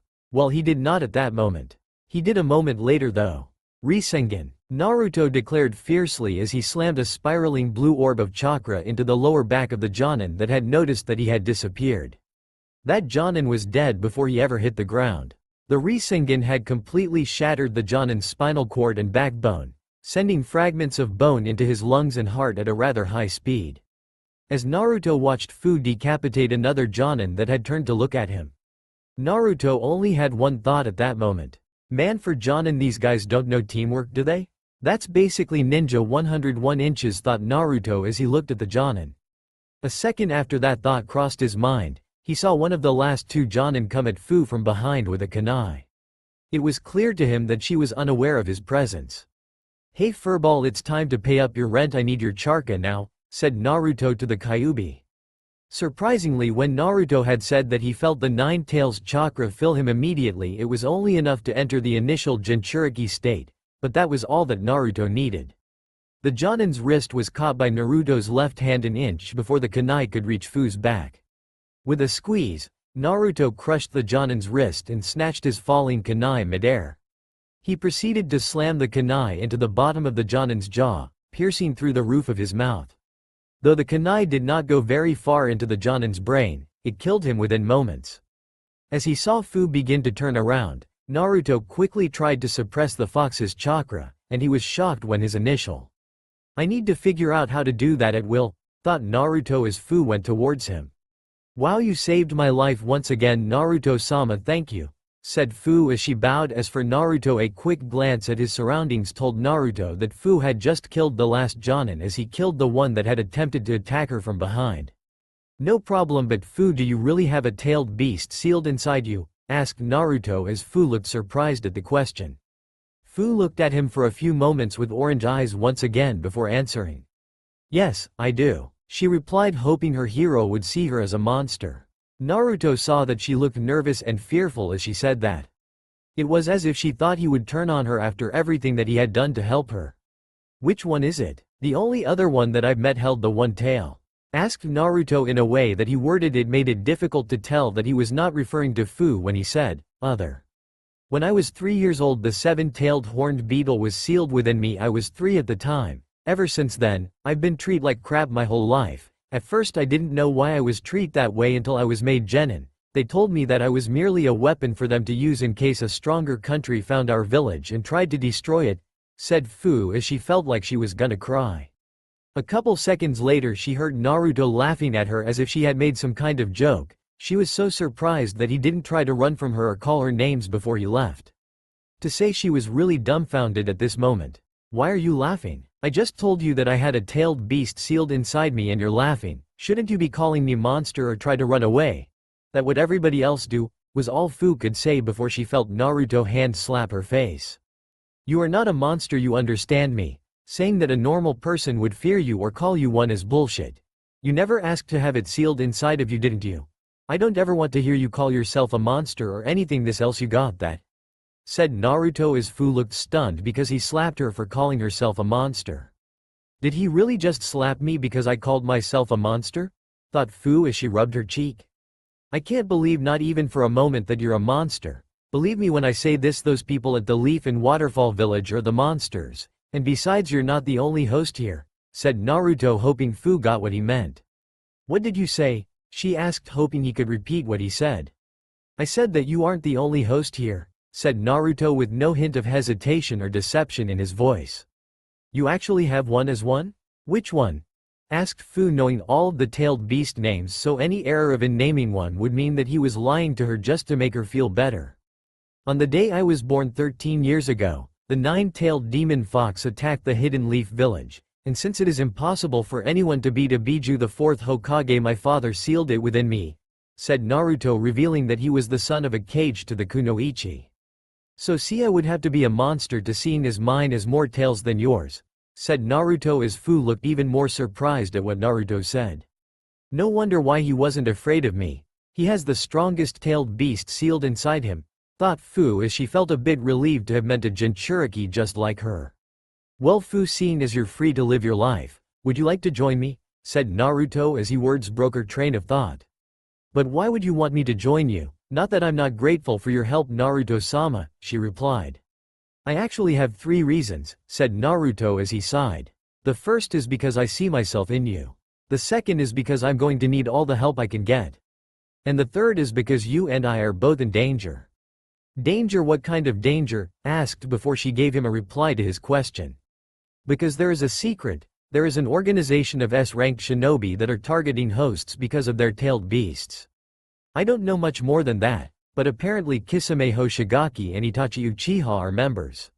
Naruto explained. Fu thought about it for a moment. She didn't really like the idea of being hunted like a monster again. But the good news was that she would be with Naruto, her hero, the one person she looked up to. And seeing as her and Naruto were both Jinchuriki, she thought best to stick together. Okay Naruto, I'll join you, so what do we do first? Asked Fu as she looked at Naruto. Well, now that we're traveling together, we have to go all the way through the land of the waterfall in order to circle around the land of fire though, said Naruto as he was glad to see that Fu was not so concentrated on what they held at that moment. That would be very dangerous for me, Fu replied. In all honesty, she wanted to agree to go with him. After all the years of dealing with hatred and loneliness, she finally had someone who could understand her and did not care what she held inside of her. I can help you get through the country without leaving your scent, said Naruto as he pulled out a small scroll. Unrolling it, he unsealed his hooded cloak from it. If you put this on, my scent will mask yours. It'll take a few days before my scent disappears from it, and we could be out of the country within a day, said Naruto. Now we need to stay together. I personally think we were brought together for a reason, but as we continue I think we should know more about each other since we're not comrades, said Naruto as Fu looked at him for a moment and nodded. So where are we actually doing? Asked Fu. Well, I'll tell you on the way, but I don't suppose you've heard the story of Zabuza Momochi's death, asked Naruto. As for Fu, she knew of the demon of the hidden mist, but she didn't know how he died. She couldn't help but wonder why he asked her that and what it had to do with their destination. I'm gonna tell you the full story about his death, and if you have any questions about it I'll answer them as we travel, said Naruto as Fu nodded. After a few minutes Naruto began to tell her how he became the hero of the Wave Village. A month after I became a genin, Mateen was assigned to escort a bridge builder to the land of waves, said Naruto as he began to tell her the story. It'd been 5 days since Naruto had met Fu and she decided to travel with him. During those 5 days the two had gotten to know the other. Fu was so happy that she was able to travel with her hero. She had learned of Naruto hobbies, likes and dislikes, as well as some of the techniques he knew. After such time had passed they had finally reached their destination, the land of water. Also during their journey they had managed to get to the land of hot water without incident, and there had only been a minor bit of trouble procuring the means of reaching the land of water. The fact that they had been stowaways did not really count as trouble to Naruto though. As for Naruto, he had to admit that traveling with a companion was a great deal more comforting than traveling alone. He was so happy that he had met someone just like him, and a kunoichi no less. Naruto also learned a bit about Fu as they traveled together. He learned that she had a ramen addiction as he did as well. She liked to try different kinds at once. She also liked to handle swords as well. Since she only knew the water sword jutsu, she really wanted to be swordsman. He also learned her likes and dislikes as well. As they continued to run through the forest examining his surroundings, Naruto saw that they were about to walk into an area where they could be ambushed easily. The road that they were traveling on to head to the Hidden Mist village had forest on both sides, with the occasional clearing as a result of a lake that had been there when the road was built. Though this remained true of the area that they were approaching, Naruto had made an interesting observation. The road actually seemed to dip downward. In fact, it seemed that the road was a good 10 feet below the forests that surrounded it. It was almost as if the road had been lowered with an earth-style jutsu. With all the forest around here, the road is the only fast way to travel. If they could use the road to set up an ambush with the height advantage, then it would be hard for a large number of ninja to reach the village, thought Naruto as he suddenly got an eerily feeling. Fu, prepare yourself, said Naruto in a real low voice, enough that the enemy didn't know that they were already find out. With her hands in the hooded cloak that Naruto had given her, Fu had already prepared her water blade for the ambush that she was expecting. She was not entirely sure why they would be ambushed at all. Thought. When they actually got to the lowest point of the road in the dip, shinobi appeared surrounding them from the edges of the forest and at the road behind and before them. Suddenly standing before Naruto and Fu was a man with long black hair that wore all black underneath his flak jacket. His face was covered by a white and red striped mask with horizontal slit eye holes and the emblem of the Hidden Mist village upon its forehead. That mask looks like Haku's, thought Naruto as a quickly remembrance of Haku's mask went into his mind. He was still unsure if Haku was a boy or girl despite being what he was told. You two state your purpose for traveling down this road. If you don't, I'll be forced to kill you," said the hunter nin as he took out what looked like a katana and got in a stance. Naruto could tell by the sound his voice that he was serious. He also knew that he was no match for this hunter nin as well, so Naruto decided to play it safe as he also thought of a getaway plan just in case the hunter nin decided to fight them. "We mean you no harm. Me and my companion just want to enter the village and speak to the Mizukage. I have something that might be have interest," said Naruto as the hunter nin looked at him. "I see, that is unfortunate," said the hunter with a hand gesture with his other hand. Four shinobi clad in the attire of a mist chunin or junin. Naruto was unsure which they were, appeared in front of and behind him and Fu. The two in front of them were at each side of the hunter nin. "Are you guys deaf or just dumb? I just told you we mean you no harm. So please drop your weapons," said Naruto as he began to mold his charka for the multi-shadow clone jutsu just in case the hunter nin decided to fight them. "We don't trust you at the moment. For all we know you're a spy. Remove your entire weapons from your body, then you will be taken in for questioning without any harm," said the hunter nin with a calm voice. In an instant, Fu cast the hooded cloak to the side and formed her water-slicing blade while Naruto created a shadow clone, which proceeded to help him form a Rasengan before it dispelled. "You were warned," said the hunter nin as he quickly put the katana back in its sheath and then did a few hand saves before shouting out, "Secret Jutsu Kirasame." In a matter of moments, it began to rain, but it was not like normal rain. Naruto's eyes widened in shock as his Rasengan faded from existence. At the same time, Fu's water blade fell apart. That was all Naruto and Fu remembered before they blacked out. A few hours later. After several hours later, both Naruto and Fu had both woken up rather roughly. They both looked at each other for a moment before they noticed that their hands were bound together by ninja wire. They looked around, and quickly noticed that they were in a relatively large canvas tent, though the chairs that they sat in were the only objects within the tent. "Are you okay?" asked Naruto glancing at his companion once again. "I'll be fine. Just tell me that you have a plan," said Fu hopefully. Naruto mentally cursed as he realized that his shuriken holster, kunai holster, and hip pouch had been taken away. It was not as if he could simply create a shadow clone to help him get free either. His hands were bound too tightly for that. "There's no point in struggling. Your hands only remain bound until I am satisfied that you will not attack," said a female voice. Naruto's and Fu's eyes immediately went to the opening of the tent where a woman had just entered. They then saw a woman that appeared to be in her late 20s. She had long auburn hair, styled into a herringbone pattern at the back, a top knot tied with a dark blue band, and with 4 bangs at the front. 2 of the bangs were short, with one covering her right eye, and 2 were long, crossing each other at her chest, just below her chin. Furthermore, her eyes were light green. Naruto quickly noticed that she was clad in a dark blue set of clothing that was reminiscent of what most leaf shinobi wore. It lacked spirals on the shoulders though, of course. In addition to that, she was wearing a flak jacket of the Hidden Mist Village.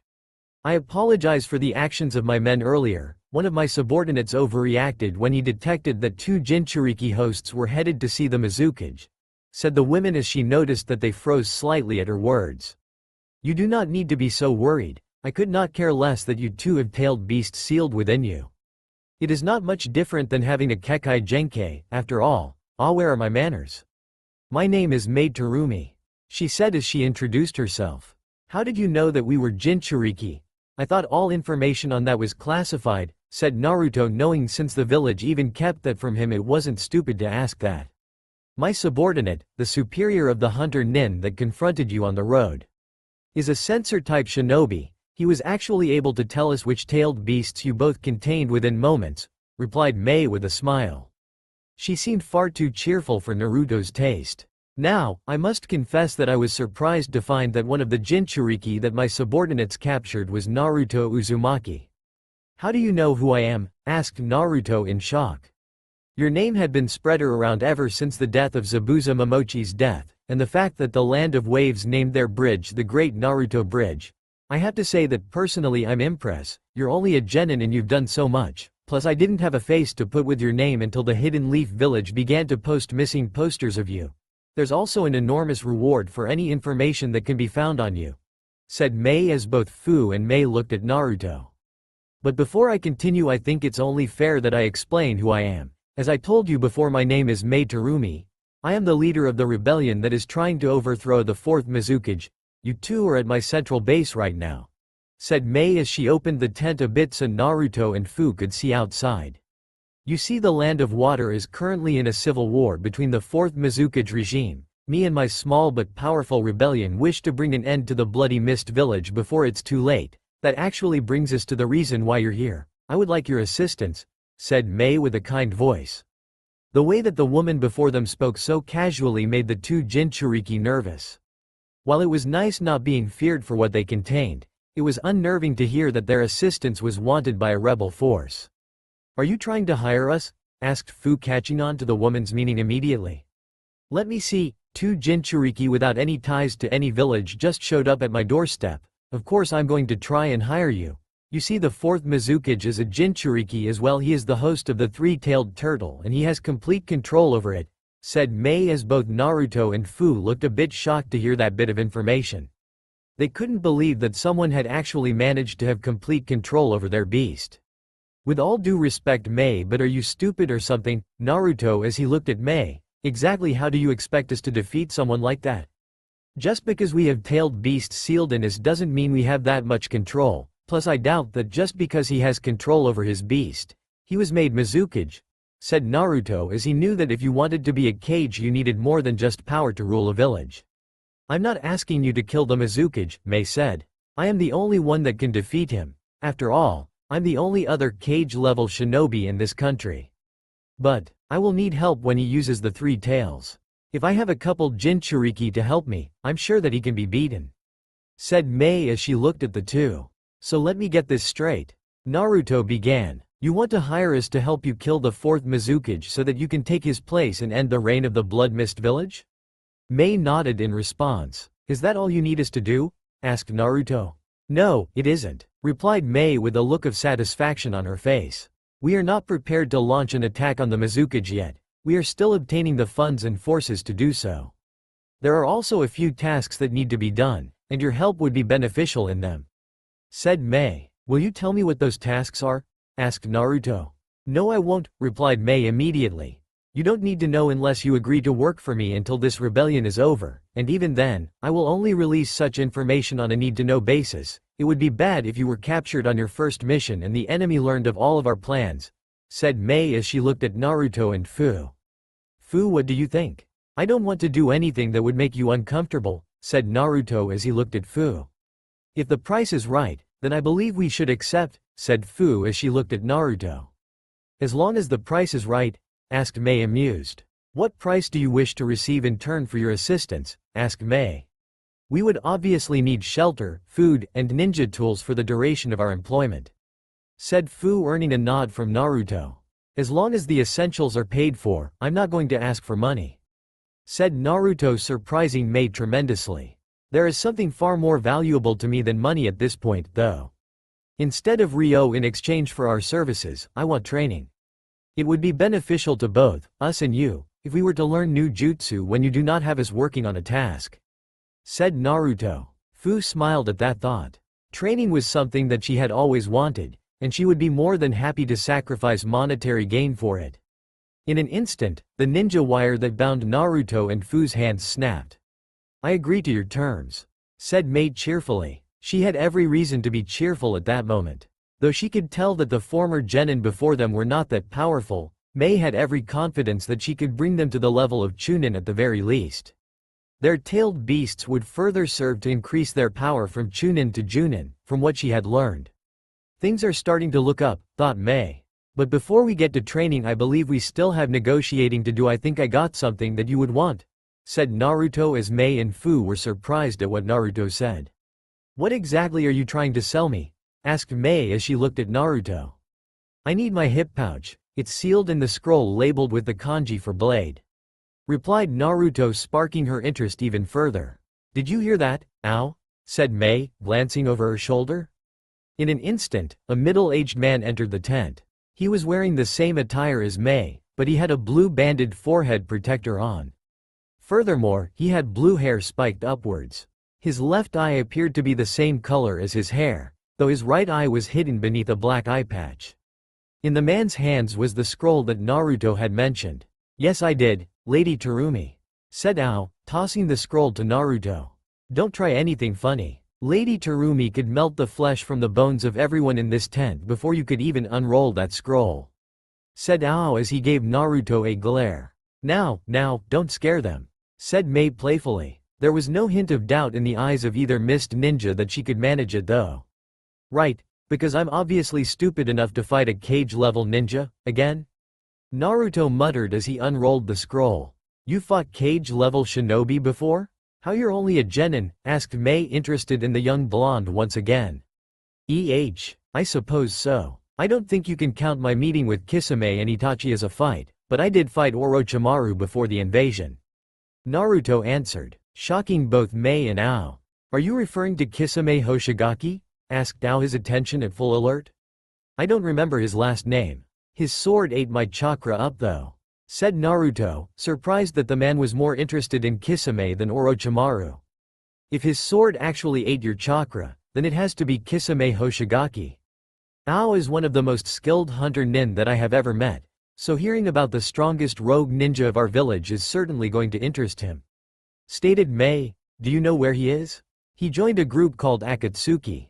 He's working with Itachi Uchiha, apparently," said Naruto, hoping that he would not have to explain Akatsuki.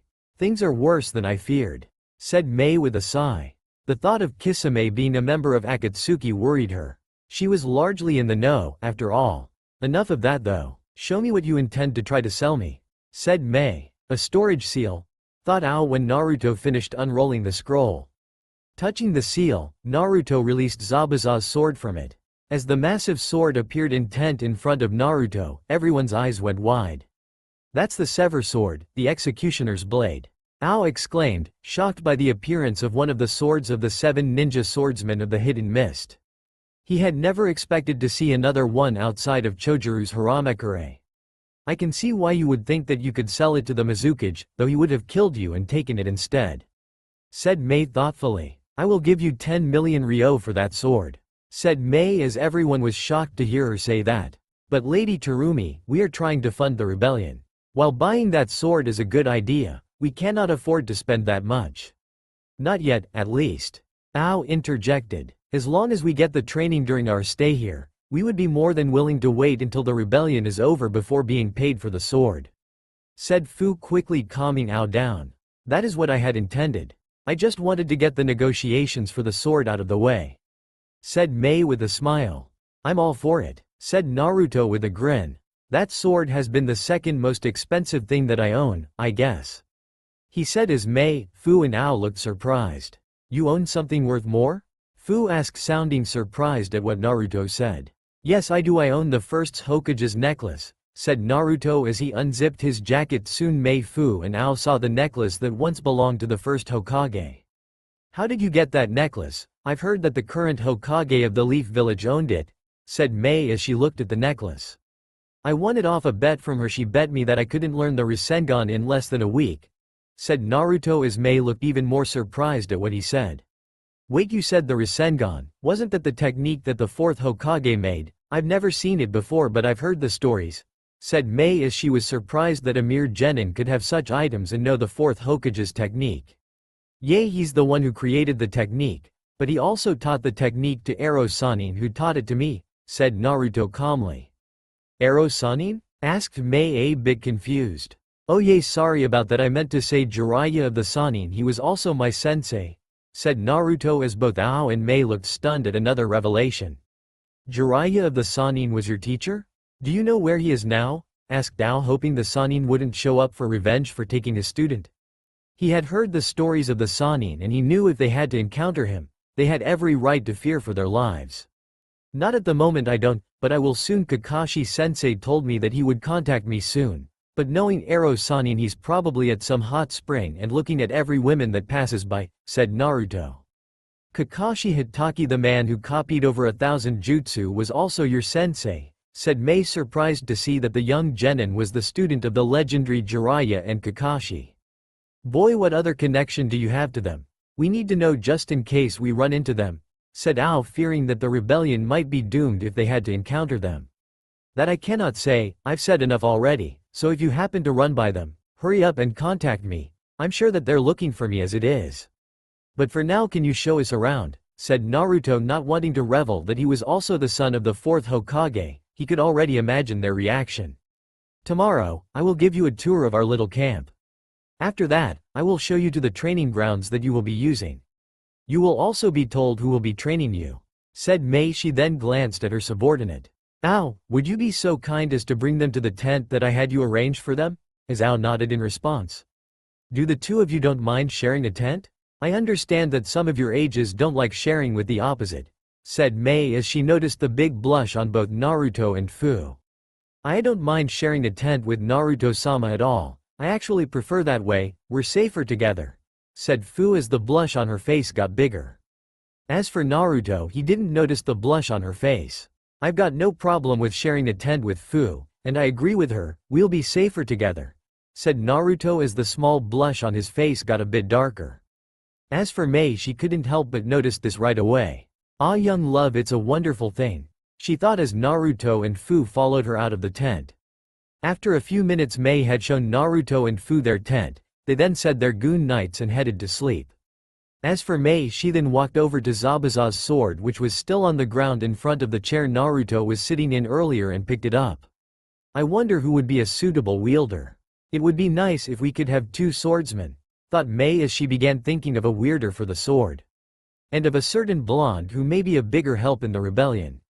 After the negations were done, Mei decided to take Naruto and Fu their tent before she gave them the tour of the base. After a couple of minutes, Mei showed them a pretty tent. But when Naruto and Fu entered the tent, they saw that there was only one bed with two pillows.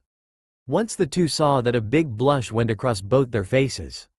I'm actually gonna share a bed with Naruto-sama of all people. I can't believe it. Oh my god, I hope I don't snore or anything, or worst, what if I grab him while he's asleep? Thought Fu as she continued to think of the possibilities. As for Naruto, he was a bit surprised as well. They're having us share a bed. Why'd I suddenly feel like I'm in one of Ero Sanin's books? Thought Naruto as they both entered the tent and put their things to the side. I hope this is all right with you. I assumed that the two of you were together, and I thought the two of you sharing a bed would be acceptable, said Mei with a kind of voice as she looked at the two Jinchuriki. It's okay, could you give us a few minutes before we start the tour? Asked Naruto as Mei nodded in agreement and left the two Jinchuriki alone for a moment. So Fu, what do you think of the deal we made? Since we're traveling together, you've got a say in what we do, said Naruto, wanting Fu to realize that she had the right to give her opinions and suggestions. Well, since you asked, Naruto-sama, I will tell you that we made the best deal that we could have, but I wish we didn't have to get involved in this rebellion. I just feel like they're just using as their weapons is all, said Fu as she sat on the bed. When Naruto heard that, he couldn't help but frown at what she had said. Then why didn't you say something about it? Did you think I wasn't gonna listen to you or something? Asked Naruto as he looked at Fu. After the deal we made, how could I refuse? I understand that we have to be of some use to them, if we wanted to keep our lives, and once I think about it, I think that this could help us, despite my hesitations of wanting to join this rebellion. I'm okay with it, plus I think doing something like this could something for us in the future, said Fu as she looked at Naruto. You mean just like the Akatsuki being mercenaries for jobs that any other shinobi wouldn't even take? Said Naruto, a bit surprised at what Fu said. A little bit like them. I mean, if you think about it, I could work out. I mean, I trust you with my life, Naruto-sama. And you've saved my life a few times as it is, and I'm very sure that I could protect you from danger, said Fu as Naruto didn't notice the blush Fu had as she spoke. Well, seeing as we have to help in this rebellion, I will take that into consideration. I have to first do a few things before I can come up with a final decision on it, said Naruto as Fu nodded in response. After a few minutes, Mei had entered the tent and looked at the Jinchuriki for a moment. You two look all settled in. Are you ready for the tour? And also I need to your measurement. Since you two have joined us, you need with look like it, said Mei as both Naruto and Fu agreed.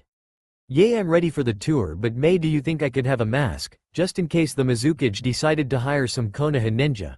Said Naruto, trying to play it safe. Me too as well, it'd be dangerous if either of our former villages saw us, said Fu as they looked at Mei. Ah yes, of course, I understand. We'll have some mask ready for you by tomorrow, as well as the uniforms. I'll have one of my men take your measurements, Naruto. As for you, Fu, I'll have a woman take yours. So hurry and get the tour over with, said Mei as Naruto and Fu agreed and followed her out of the tent.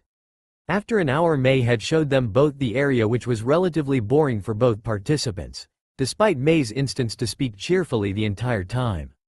The tour had actually been relatively plain, which was the primary reason that it had not inspired enthusiasm. It was exactly what one would expect of a military camp, after all. It mainly consisted of tents for the shinobi under Mei's command. The only area of the camp that was not covered by the tents of Mei's subordinates had been the very center of the camp. That was actually where Mei's tent, the infirmary tent, the armory, and the dining quarters were. Naruto mentally snorted at the last one. Mei had called that particular area the dining quarters, but it was really just a collection of cheap tables and chairs. He was broken from his musings as Mei came to a stop a few miles away from the camp. Now this is where you'll be able to train. This is the biggest part of the base, so you don't have to worry about an enemy showing up here, said Mei as Naruto and Fu looked around, and as Mei explained, it was a large clearing surrounded in dense forest. The actual clearing was cut in half by a small river that flowed from the forest on one side of the clearing to the forest on the opposite side. Now before we begin your training, I'd like to test your affinities, said Mei as she took out 2 small pieces of paper from her pouch and gave one to Naruto and Fu. Do you think you could explain what an affinity is? Asked Naruto, and Mei and Ao looked surprised. How can you not know what an affinity is, for one that was responsible for Zabuza's death? I thought you would know, said Ao. Sorry, but I was too busy with dealing the betrayal of my village to understand what an affinity is, said Naruto in a serious voice as he looked at Ao. Didn't they teach you youngsters anything useful anymore? Why, back in my day that was one of the first lessons we learned, said Ao. Who knows, I must have slept through that class, and tell me, was that before or after you killed your classmates? Said Naruto as both Mei and Ao were shocked to hear at what Naruto just said. Naruto, not many people are familiar with the graduation exercise of the Bloody Mist village. How did you know about that? Said Mei in a less cheerful voice. Kakashi-sensei told my team about it when we met Zabuza for the first time, replied Naruto. Why am I not surprised that the copy ninja knew that? Ao asked with a sigh. That's irrelevant, said Mei as she too sighed. Naruto, I'd ask you to refrain from bringing the graduation exercise up again. It's rude, and we have work to do right now. Ao, would you like to explain to him what an affinity is? Said Mei as she looked at Ao. Yes, I will, my lady, replied Ao as cleared his throat before he began. You see, there are 5 basic types into which nature chakra can be transformed. These 5 types are also called elements and are not only the origin of the names of the 5 great shinobi countries, but also the foundation of all elemental ninjutsu. The 5 basic natures are all connected to each other in a circle, each being weaker than one and stronger than another. The first element is fire, which is strong against wind but weak against water. The second is wind, which is strong against lightning but weak against fire. The third is lightning, which is strong against earth but weak against wind. The fourth is earth, which is strong against water but weak against lightning. And the fifth is water, which is strong against fire but weak against earth, said Ao as he took a deep breath before continuing. Basically, this means that if an elemental jutsu is put against an elemental jutsu of the same level, but of a stronger nature, then the jutsu with the superior nature will prevail. However, a jutsu with a weaker nature can overpower a jutsu with a stronger nature if the former is of a higher level, said Ao as he went on. That is the explanation on the elements, at least. I'll move on to affinities now, said Ao as Naruto felt like he was back in the academy and felt like taking a nap. In general, every person has chakra that has an affinity towards one of these types, a characteristic that seems to be genetic, since whole clans sometimes share the same affinity. Most members of the Uchiha clan, for example, had an affinity towards the fire nature, said Ao. This affinity makes it easier to learn how to create and control the nature in question, although even with an affinity this process will usually take any number of years. Shinobi are not limited to the nature they have an affinity to, though. By the time they reach the rank of Junin, most shinobi have mastered 2 natures. However, because of the difficulty of mastering the nature and the time required to learn it, it is almost impossible to master all 5 natures in a normal way, said Ao. To find out what affinity someone has, pieces of paper made from a special type of tree are used that react to even the slightest hint of chakra in any of a number of ways, depending on the nature latent in the chakra. Ow, as he continued again. For those with a fire affinity, their paper will ignite and turn to ash. For those with a wind affinity, their paper will split in two. For those with a lightning affinity, their paper will wrinkle. For those with an earth affinity, their paper will turn to dirt and crumble away. And for those with a water affinity, their paper will become wet or damp, and that's the long and the short of it," said Ao as he was finally done speaking. As for Naruto, he blinked a few times at that explanation. He had to admit that he had not understood all of it, but he had actually managed to understand a fair bit of what the hunter Nin had said. "That made more sense than when I heard it the first time," said Fu, reminding everyone that she was there. "You already know about affinities?" Mei asked curiously. "It was one of the few things my sensei taught me," Fu said with a single nod. "I'm a water type, but I only have one water jutsu," she replied. "Would that be the water sword that you were holding when my subordinate confronted you?" asked Dao, earning another nod from Fu. "That makes things easy," said Mei. She then handed only one of the pieces of paper that she held to Naruto. "Channel your chakra into it," she said as Naruto nodded in response. After a couple moments had passed, the piece of paper Naruto was holding spilt in two. Instantly Naruto and Fu heard a curse from Mei. "What's wrong?" asked Naruto, immediately worried. "You're a wind type. Wind is a relatively rare element in this country. I don't actually know anyone that knows wind jutsu, to be honest," said Mei. "That means that I won't be able to arrange someone to teach you to use jutsu of your affinity," she also said. Naruto got a worried look on his face. "Is it possible for me to learn another element?" asked Naruto, waiting for a response. "That's unheard of, you youngster. Learning another element before you learn your original one, it's unthinkable," said Ao as he looked at Naruto. "I've done the impossible. It's nothing new to me. For example, the Rasengan, Arrow Sanin, and that old hag both thought I couldn't learn it in a week, and I did. It took the 4th Hokage 3 years to learn it, and he's the one who made it. So you telling it's impossible for me to learn a new element before I control my original is crap," said Naruto as he looked at both Mei and Ao. As for Fu, she couldn't help but blush at his determination. "It is possible, though, if I think about it. Is there a certain element that you want to learn?" asked Mei as she looked at Naruto. As for Naruto, he thought for a moment. He then sadly remembered when Sasuke had used mostly fire techniques on him. They had fought at the Valley of the End. What Naruto didn't notice was the fact that Mei, Ao and Fu had noticed the sad expression. "I wonder what he's thinking. From that expression I think I just brought back some painful memories," thought Mei as she looked at the young blonde. "Do you think you could teach me some fire jutsu? From what I've experienced, fire jutsu are very powerful," said Naruto as the three wondered what Naruto was just thought. But Fu already had an idea of what possibly. "You would pick that element, wouldn't you? Seeing as I'm the only fire user in the camp. But yes, I think I can teach you a few of them as well as some taijutsu as well," said Mei as she looked at both Naruto and Fu, who had a cheerful expression on their faces. "But Lady Terumi is that wise to train them personally. Don't you think someone should teach them a few other things before you train them?" said Ao, knowing as leader of the rebellion she had way more responsibilities. "I won't be training them just yet, Ao. It will take some time to gather all the information I need for assignments that I will have them do," said Mei as she continued. "Now Naruto and Fu, you will have a few months to train, and it starts tomorrow.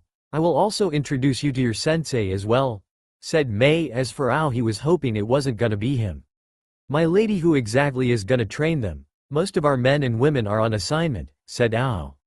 "Don't worry, Ao, it's not you. I already got an assessment for you as it is. I will need to speak to tomorrow about it," said Mei as Ao got the hint to leave. "So Mei, who is gonna be our sensei?" asked Fu. "His name is Chojuru. He is one of the best in the rebellion, and I think he'll do a splendid job with your training," said Mei as she looked at them. "Fu, do you think you can give and Naruto a moment? There's something I need to ask him, and it's a bit personal," said Mei as both Naruto and Fu looked surprised. Fu was just about to disagree until Naruto gave her a nod. After that, Fu headed back to the tent. "So what was it that you wanted to speak to me about?" asked Naruto, seeing as they were the only two in the forest. "Well, you see, Naruto, I had a few questions about why there's an reward out for you and Fu. But I decided to ask you first, and secondly I wanted to know why you had that sad expression on your face when I asked you about what element you wanted to learn," asked Mei. Already know part of the reason why there was an reward for them, but she felt like there was another reason beyond that. As for Naruto, he was a bit surprised when he heard what she asked. But since she was giving him some training, he thought that she should know a bit more about him. I can't tell you everything just yet, because even I don't know how I can explain it, everything just sorta happened, said Naruto in a sad voice as he looked at Mei. Mei looked at him for a moment and wondered what it was going through his head. I understand, but can you at least tell me a bit about it? From what I can tell, it looks like whatever happened is tearing you apart in the inside, said Mei in a caring voice. As for Naruto, he took a deep breath before he continued. Earlier when me and Fu were tied up, you said that there was an reward for the two of us, right? Said Naruto. Right, she replied, not knowing where the conversation was heading. Can you tell me what the Leaf Village report said about me? Asked Naruto. It said that you were an unstable ninja and that you escaped from your village. It also said that you were possibly insane as well, said Mei, as she didn't believe that report one bit, seeing as Naruto didn't look insane. That or he was a very good actor. I see, so that's what they put. I shouldn't be surprised by that, said Naruto as he looked up at the sky for a moment before he continued. Also, you've heard of Kakashi's Chidori as well, I assume, said Naruto as he looked at Mei. Yes, I have. I heard that it was an assassin's technique. I also heard that not many people live from it, but what does this have to do with the reward for you? Said Mei, not seeing the connection it had just yet. You see, before I was thrown out of the ninja crops, I was teamed up with Kakashi as my teacher and Sasuke Uchiha and Sakura Haruno as my teammates. As it turns out, Kakashi taught Sasuke the Chidori, so he could beat Gaara, a sand ninja, in the Chunin exams. But before that, during the first part of the Chunin exam, we were in the Forest of Death. There we encountered Orochimaru. He ended up biting Sasuke's neck and gave him the cruise mark, said Naruto as he clenched his fists together. Mei noticed it right away but let him continued. Soon after that, me and Sasuke fought on top of a hospital roof, but Kakashi-sensei stopped us. Sometime after that happened, he betrayed the village and went in search for Orochimaru for power. Me and a few friends of mine went to stop him. They ended up fighting a few of Orochimaru's ninja, and that's when me and Sasuke ended up at the Valley of the End, said Naruto as he looked at Mei. After that, Naruto explained the whole fight to her. He also explained how Sasuke went level 2 cruise mark, while he went into one-tailed state as he went on telling her about the battle. Mei was stunned to find out just how strong Naruto really was. Judging from what she was being told, his and the Uchiha's powerful level were way beyond a genin level. She was also stunned to hear that the Uchiha had stabbed him twice with the Chidori and lived.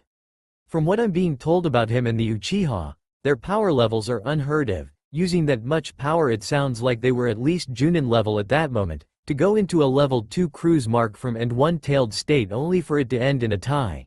It's unbelievable, thought Mei as she started to wonder why the Leaf Village wanted him back so badly. But as Naruto continued on, she had to interrupt him. Naruto, from what you're telling me so far, you and the Uchiha fought and ended in a tie. But that doesn't explain why they said that you're unstable and insane. Seeing you right now, you don't look like neither, said Mei as Naruto smiled at the comment. They blamed me for him leaving, and from what I was told, I was being kicked out because I was mentally unstable. With everything that has happened to me since I was born, they thought it was just a matter of time before I went crazy, said Naruto. So they kicked you out because you failed to bring back the Uchiha, and because of that they deemed you mentally unstable. But that doesn't explain how you escaped. It wasn't mentioned in the report, asked Mei. Kakashi-sensei helped me. He didn't agree with the old hag and the council about me being mentally unstable, so he helped me. That was when he gave me the scroll from Ero-Sanin. He also told me something else before we started, said Naruto, still deciding if he was gonna tell her who his parents were. What was it? She asked. He told me who my mother and father was, said Naruto with a worried look on his face. Who were they? She asked. Sorry Mei, I can't reveal that information right now. I'm actually still coming with terms with it myself. With everything that has happened, I just need some time to deal with it, said Naruto, hoping she would understand. His parents must be important if the village is willing to put such an reward for his return, and from what he just said, he must have been an orphan and just recently found out who they were, thought Mei as she looked at Naruto. Okay Naruto, I fully understand from what you told me, but when you do come in terms with who your parents are, could you tell me? She asked. Sure, no problem. Trust me, when I do tell you, you're gonna be very surprised, said Naruto in cheerful voice. But I do have another question, said Mei as she stood there. What is it? He replied. Well, seeing as you're both a Jinchuriki, I'm not surprised that they're doing everything in their power to get you back. You see, Jinchuriki are very valuable to a village.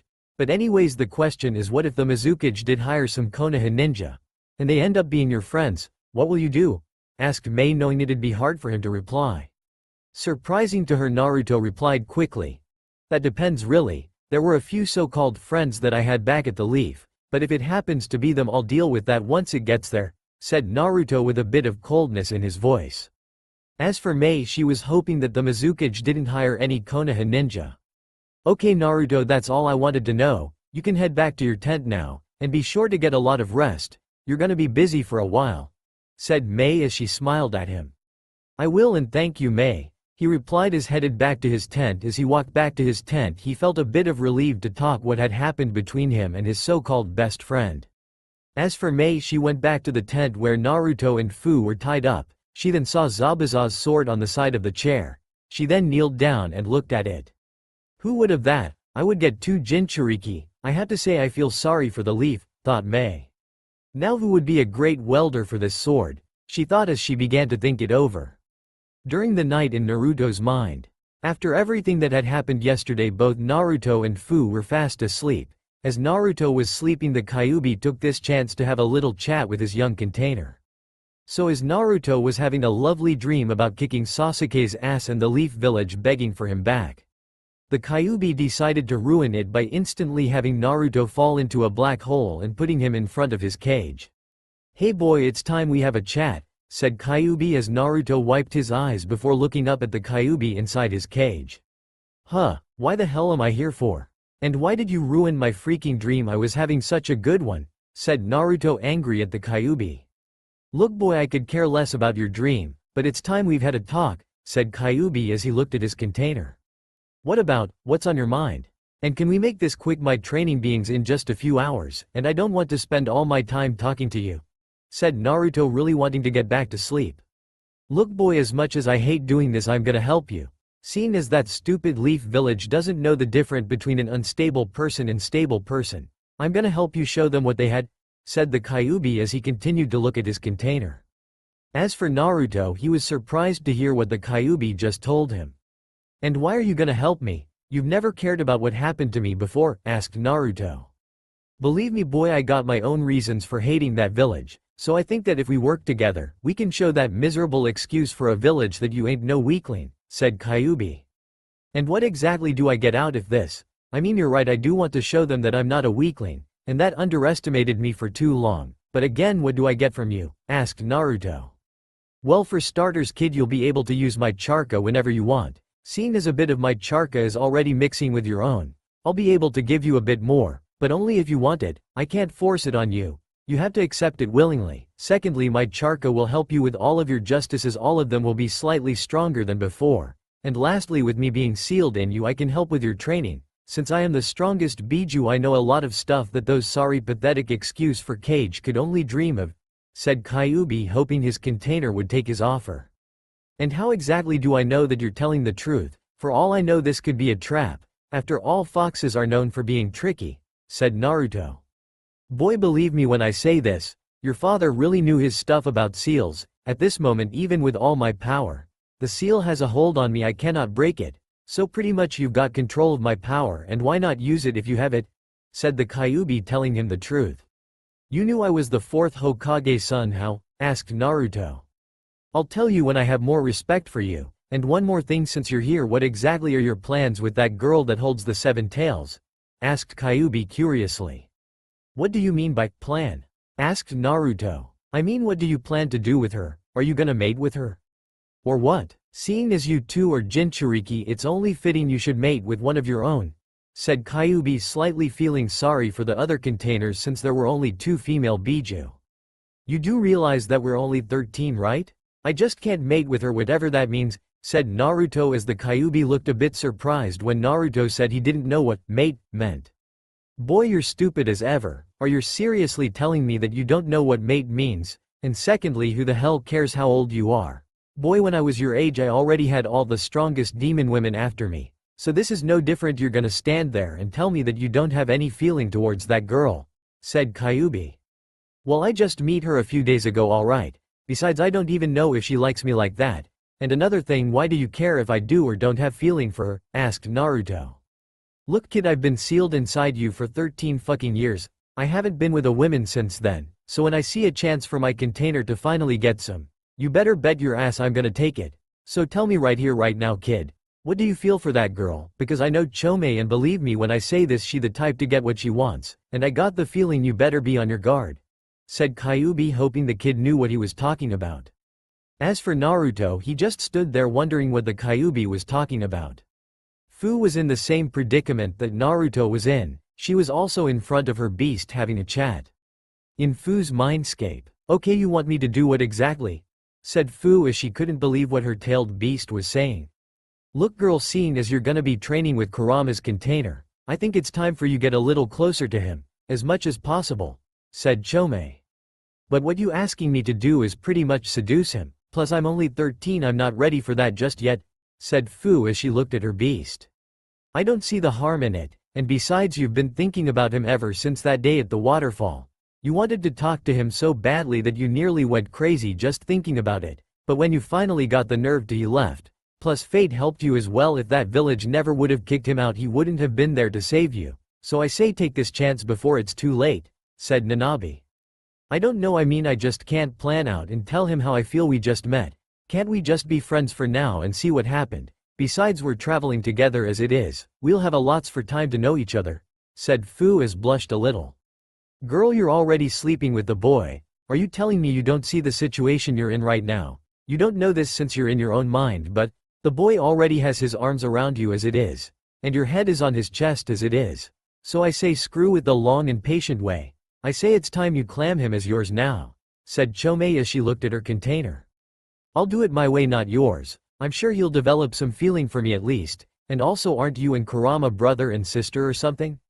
Seeing as you're both tailed beast, asked Fu.